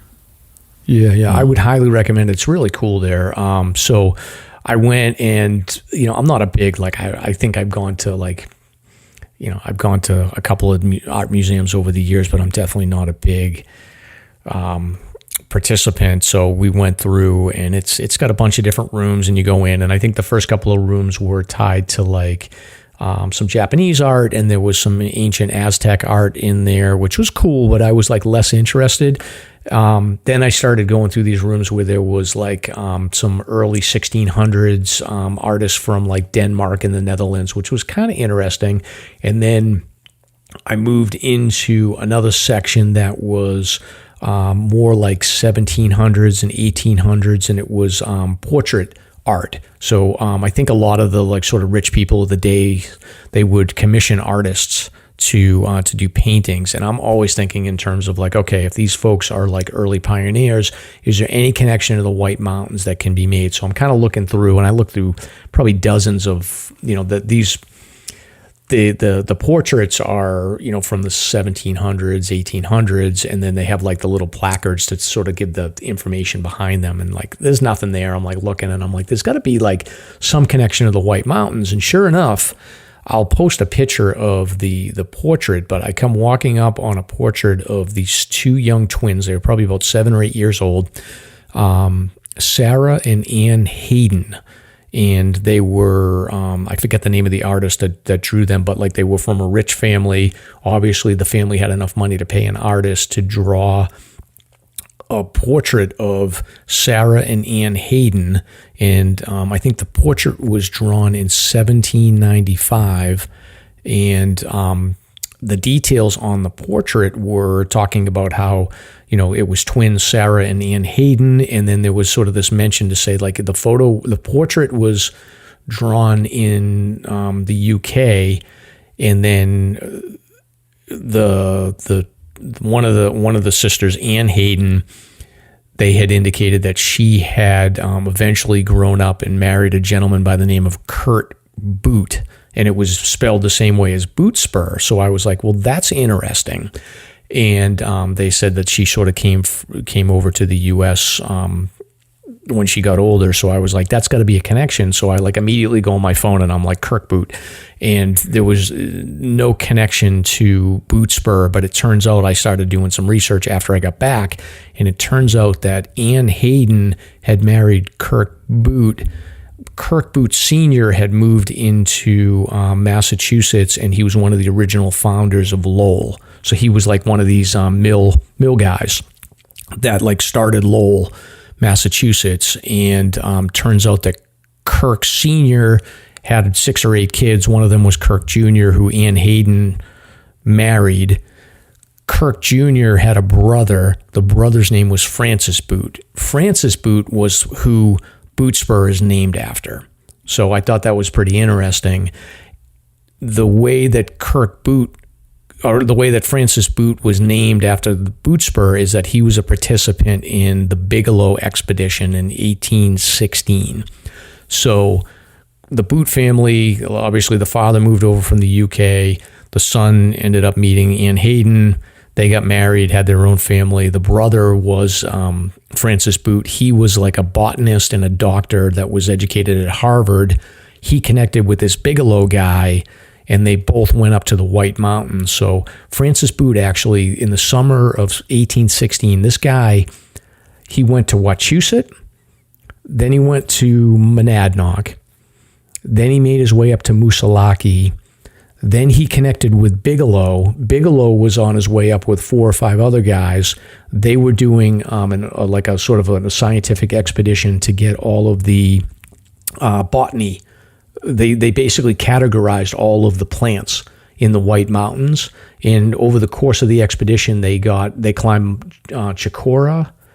They made their way up Carter Notch, and then they made their way up to Adams and Madison. Eventually up to Mount Washington. They followed the same path that like Darby Field made it up along like Davis Path, and eventually like they went boot spur up to Mount Washington. And then I think that they hit one other region. I can't remember. Maybe it was like into Crawford Notch. But the whole purpose of their expedition was that they were doctors and they were also botanists. So they were looking for medicinal plants that might be able to be used to sort of, help people. But as part of the expedition, they also partnered with like, they knew like the guy Bond who had done all the mapping in the White Mountains. So they must have all been friends, and it would sort of be like the 4 of us saying like, okay, we're going to draw a map. And they originally, I think Boot Spur was named like Davis something or other. And they must have like 4 or 5 years later when this Bond guy made the maps, they must have all known each other from Harvard or whatever. And they named it Boot Spur. But I thought it was pretty interesting. Like there's a whole bunch of like firsthand accounts from Jacob Bigelow about his experiences and his adventures in 1816. So he describes like what Carter Notch looked like. He describes climbing Madison and Adams and how he approached it. He talks about Mount Chicora and how they approached that, and it's really interesting. So I'll link all the info of the expedition on the show notes, and people can read it. Like Bigelow wrote a bunch of books, and one of them was actually in the New England Journal of Medicine. He was accounting about all the different plants and his experience. So it's pretty cool. Any connection to Tom Willie Field? So interestingly enough, when I was poking through, so they didn't hit Willie, Tom, and Field, but when I was poking through the art museum, there was another portrait of a guy with the last name Field that was from like the 1800s, and I was looking him up to see if there was any connection to Darby Field, but there was nothing that I could find. But I did do some reference to... I was poking through some of the books, and one of the things I did pick up on is Nash Stream Forest. You know that area? Oh, sure. There was a hunter around that time with the last name Nash, and he came in. The problem with the White Mountains is that because it was so difficult to get through the middle of it, anybody that traveled in this area, obviously they had to look out for Native Americans because that was an issue, but they had to go either all the way to the east to go around the White Mountains or all the way to the west. So for like years up until the early 1800s, they would go around it either east or west. And this guy Nash, he was the one that was like, okay, there's got to be a better way to get through this. And he came in from the north. He had avoided like going right through the middle of the White Mountains. He came from the north, climbed up Cherry Mountain. Remember we hiked Cherry Mountain in Mount Martha? Oh yeah, absolutely. Love those hikes. What can you see? What can you see when you look on the peak of Mount Martha? You see a straight shot right down Crawford Notch, right? Yes. Yep. Gotcha. That's where he went. He climbed Cherry Mountain, and he was like, "There's a straight shot. We can make it through there." And that was what, in the late 1700s, he brought that information back to all these guys that were like, at Harvard. And he was like, there's a way through. We just need to make it through. And that's where all these expeditions started coming up and trying to figure out how to get through the middle of the mountains. Wow. Yeah, that's incredible. Thinking about that, crossing those rivers and whatnot. Yeah. It's pretty interesting. So if you want to do some research, just do, Google like Dr. Jacob Bigelow 1816 expedition, and you can see like they categorize like all of these plants that exist in the White Mountains. They brought back a lot of plants to see if there was medicinal purposes, and then they ended up like naming a bunch of these peaks after some of the people that were on the expedition. Nice job, Mike. So anyway, that was a day at the Worcester Art Museum. Turned into a rabbit hole for me. Yeah, you came back with the goods. You got the receipts. Work. Yeah, no kidding. Definitely. The other one other interesting thing about this guy Bigelow, so he was like concerned about the way that people were buried back then. So I think he died in like the 1860s or whatever. So he was like, we can't keep burying people. All of their like dead body juice is going to seep into the water that you're drinking. Like, that's no good, right? So they didn't use coffins or anything back then. They just like buried people in burlap, right? So he was like, yeah, we can't do that. So he was the one that advocated for this idea of rural cemeteries where you would set it back from your water sources. And the first cemetery that was set up like that was what's called Mount Auburn Cemetery. So if you've ever been to Cambridge, like I think my grandmother's buried there and my grandfather's buried there. Anybody that has family from Cambridge has people that are buried in Mount Auburn. Dr. Bigelow was the guy that was like, this is the way that you need to set up cemeteries. So every town in the New England area that has a cemetery like that can thank this guy Bigelow. And he's buried there if you want to go find him. Aren't those like green burials making a big comeback? So anyway, Stomp just walked away, so we'll take a little pause here. Too much air.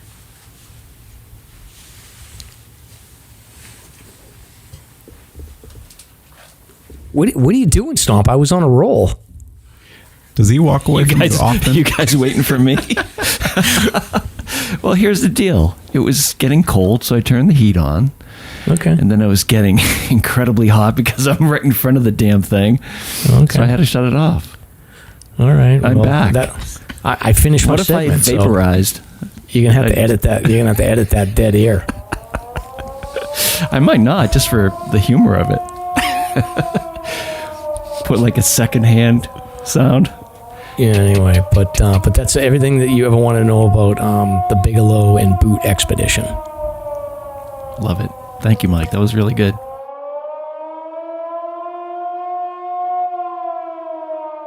All right. Next segment is recent search and rescue news. Do you want to take us through the first 3 stories, Stop, and then I'll do the last ones? Well, I'm not too sure with this update, but update on the guy who organized a 100-person hike in the Grand Canyon last year. Oh yeah, I can do that one. So yeah, I remember it, but yeah. So this is an update on a story that we did like a ton of episodes before, but basically during COVID, like there was restrictions. I think there's just restrictions on group size in the Grand Canyon regardless. But about 18 months ago, this guy, I think he was from Oregon or something, he organized a group to go hike the Grand Canyon, and he started like a social media group, and he got like hundreds of people that were interested in going, and the Forest Service for the Grand Canyon caught wind of it, and they reached out and said like, hey, you can't have like big groups like that. So this guy, being the not bright person that he is, he decided, he was like, well, we'll all just go, but we'll just split up into smaller groups, and then we won't be a group of 140 people. So it turns out they all got together, and it was a big party, and the Forest Service like just basically cracked down on them before I think they even started hiking, and then kicked them all out. And because this guy was the group leader, he got charged and fined, and now like that's made its way through court, and the decision is that he is no longer allowed to go to the Grand Canyon ever again. Was he profiting on this? He said he wasn't. Like, I think he was like I don't think he was profiting. There was a charge, but he was just like organizing it like to break even. Okay. I think he just was like, I think he just wanted to party, and he just got a little out of control. Oh man. But he's probably doing it for girls. I'm sure he was doing it to meet girls. It sounds like something that you do to meet girls. Sure. Hey, hell yeah. I mean, not me, but you. Yeah. Now, what's the limit? What's like the etiquette in the whites for group size? You guys know? I think it's 9. 9? I want to say around there too. I think in the whites, there's no rule for group size in regions where there's no where there's not wilderness. But wilderness, it's 10 or less. I think from a rules perspective, like just common sense, like I think you should probably stick to 10 or less regardless. And honestly, like who wants to hike with more than like 3 or 4 people anyway? Oh yeah, absolutely. The inherent risk of having one of those people get in trouble exponentially increases. Yep. But hey, did you hear about this dude in Montana? I did, yeah. It's my biggest nightmare. Yeah, the first time I saw the story, it was speculation that this man was attacked by a grizzly, but now it's confirmed apparently. The story is missing hiker was killed by grizzly bear in Montana, and the story is dated March 27th, but a hiker was missing, and apparently he was a Montana resident. He'd gone out hiking with a friend the day before, possibly to hunt for antlers. Never showed up at the designated meeting spot after the fact, and they put out a search beginning Wednesday night.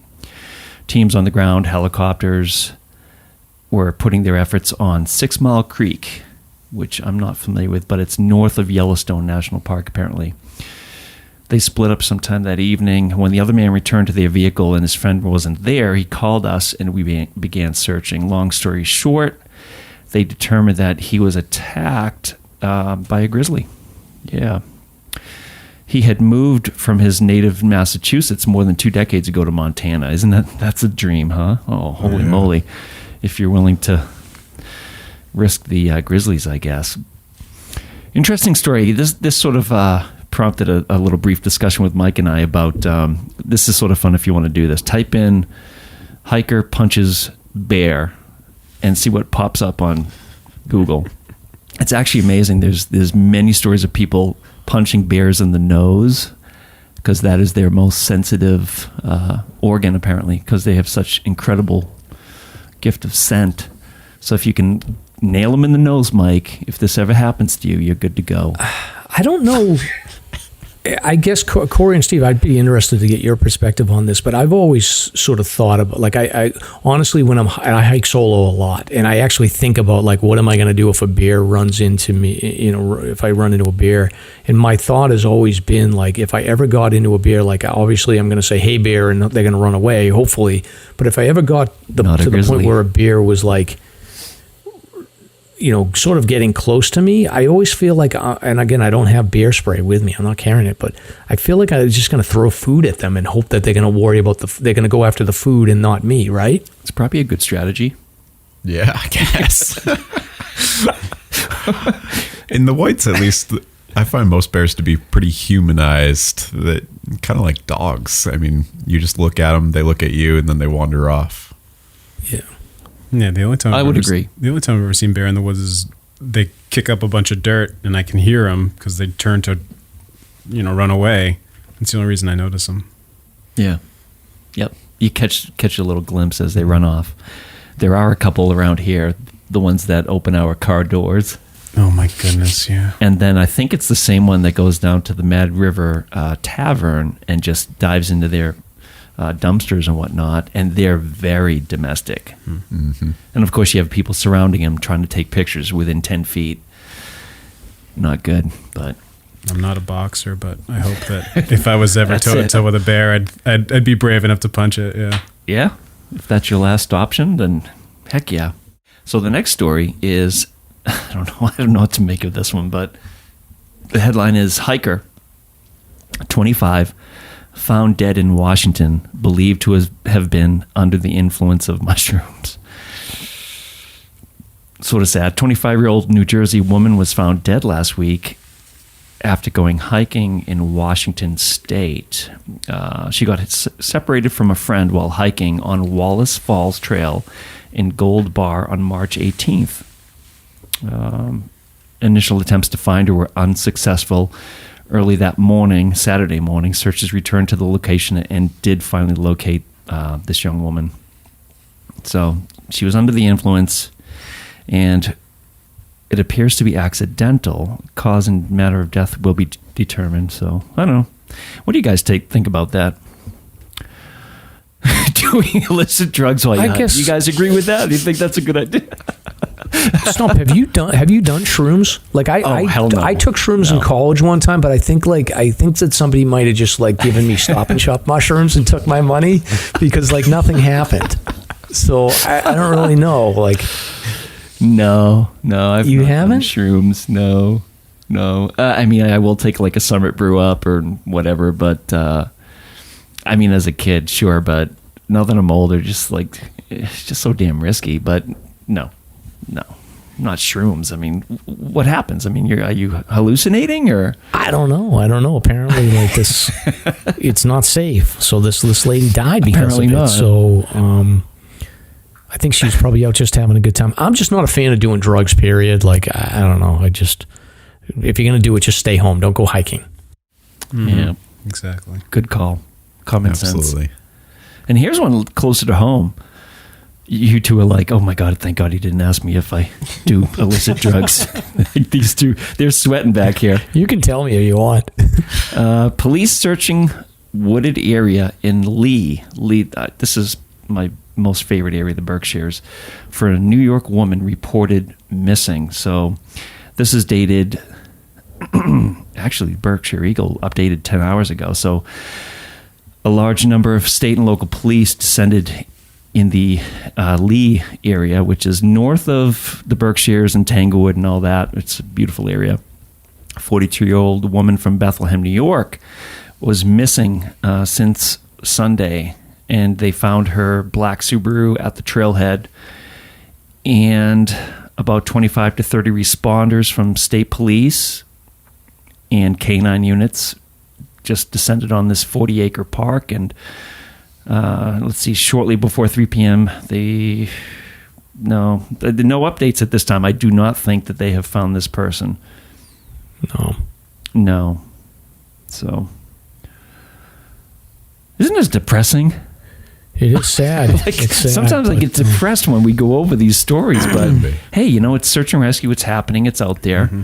Thankfully, the region has been cured up here.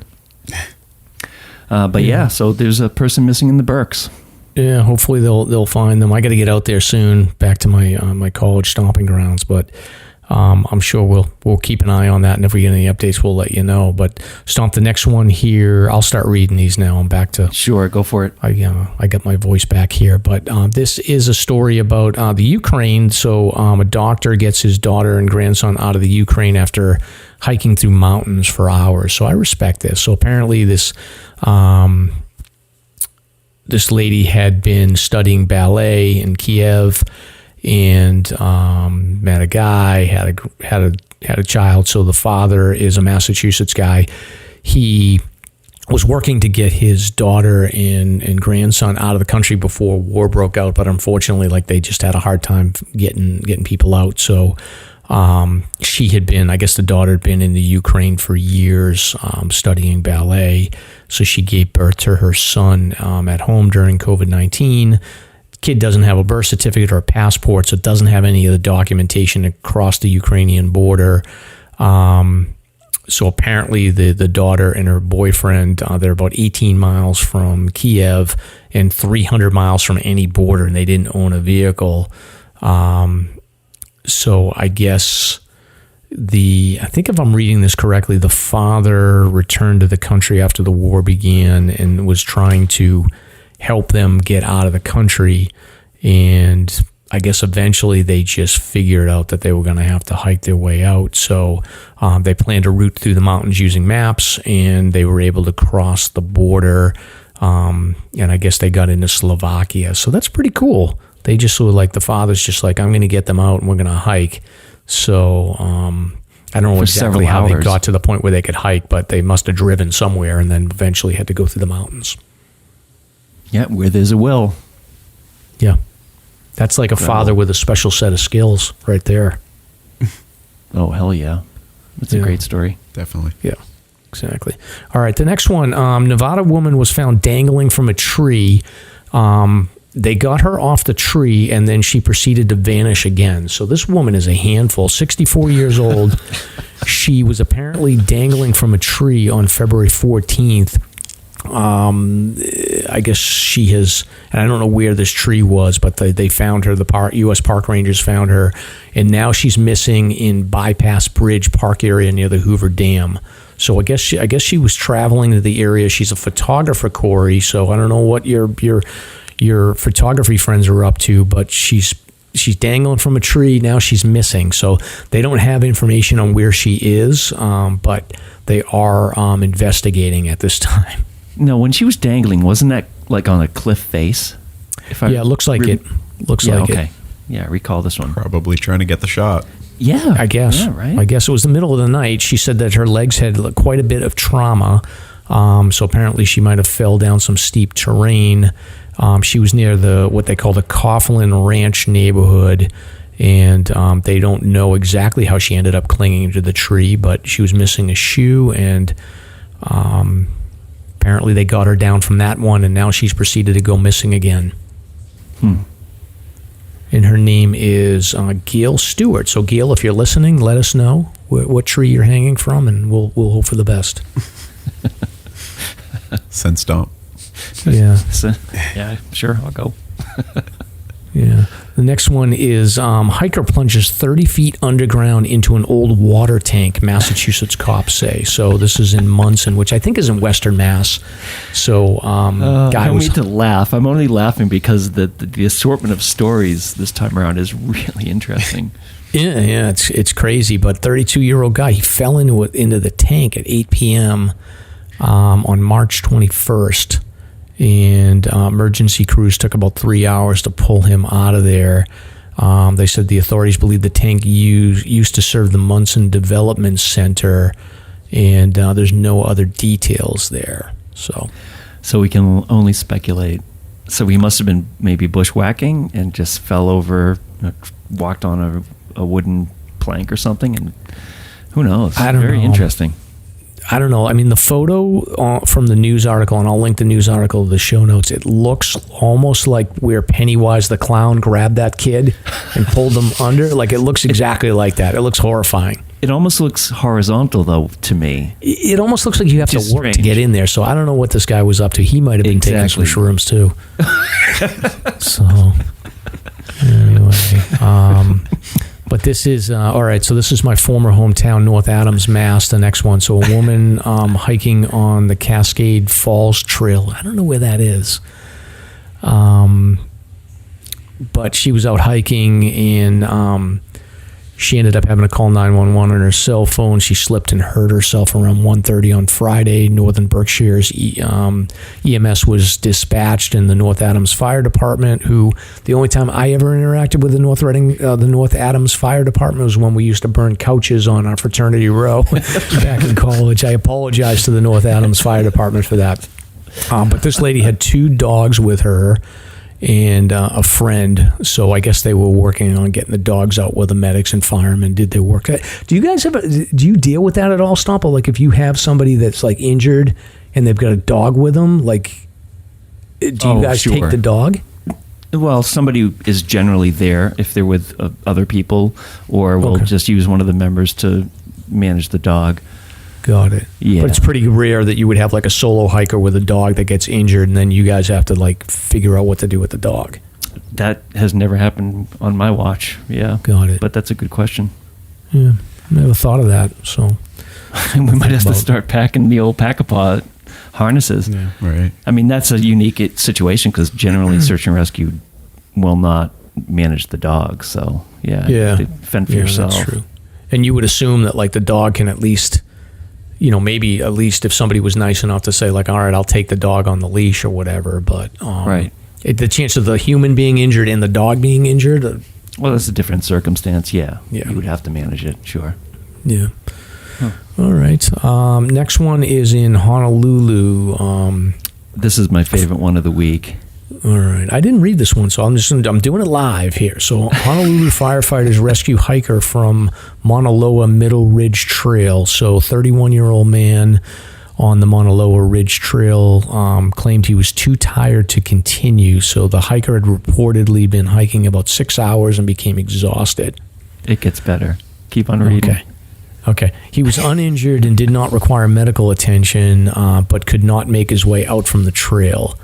They pulled a helicopter. So right, they helicoptered and a rescue firefighter got a copter. Wow! Isn't that wild? That's crazy. So they lifted him out.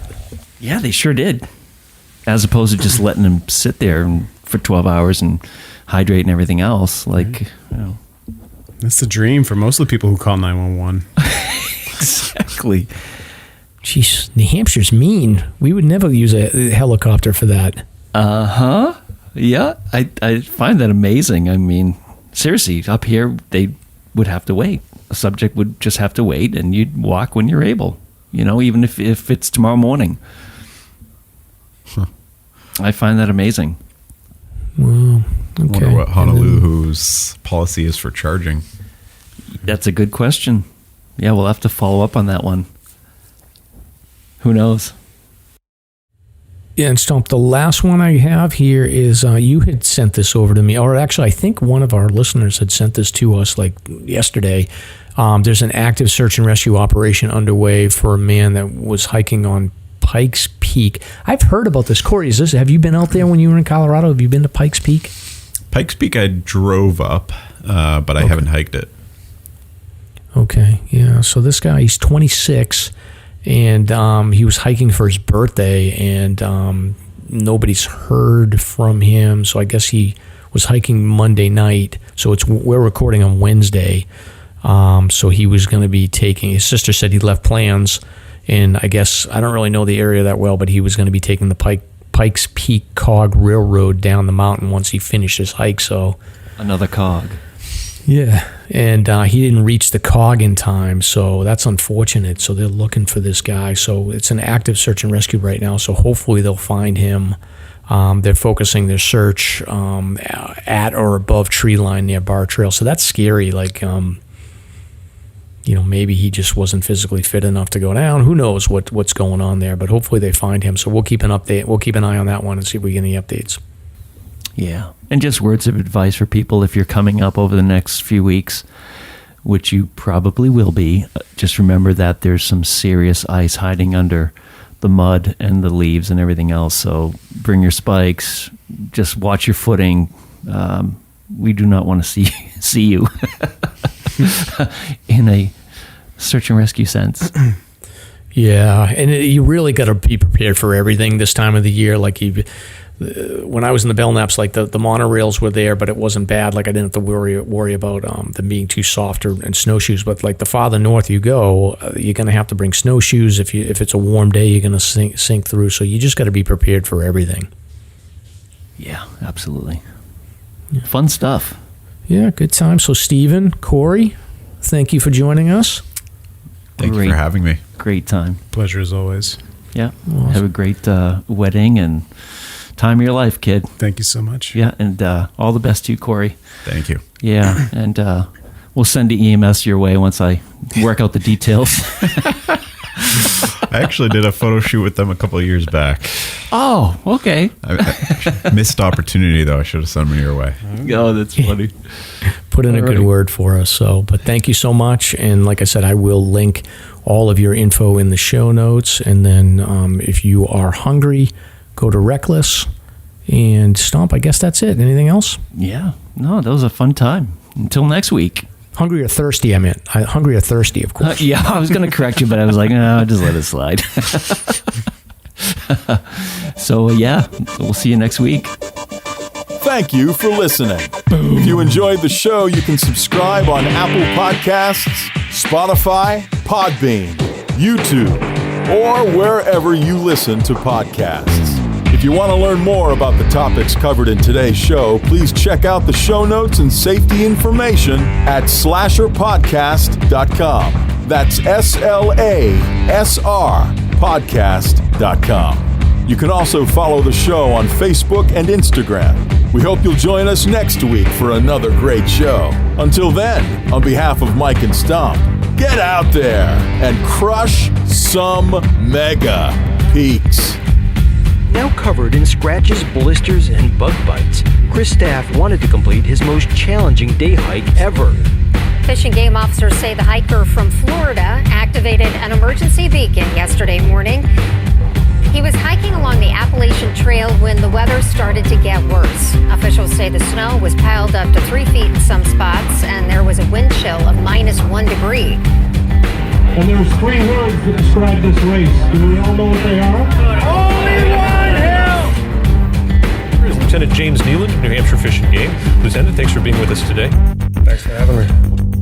What are some of the most common mistakes you see people make when they're heading out on the trails to hike here in New Hampshire? It seems to me the most common is being unprepared, and I think if they just simply visited hikesafe.com and got a list of the 10 essential items and had those in their packs, they probably would have no need to ever call us at all.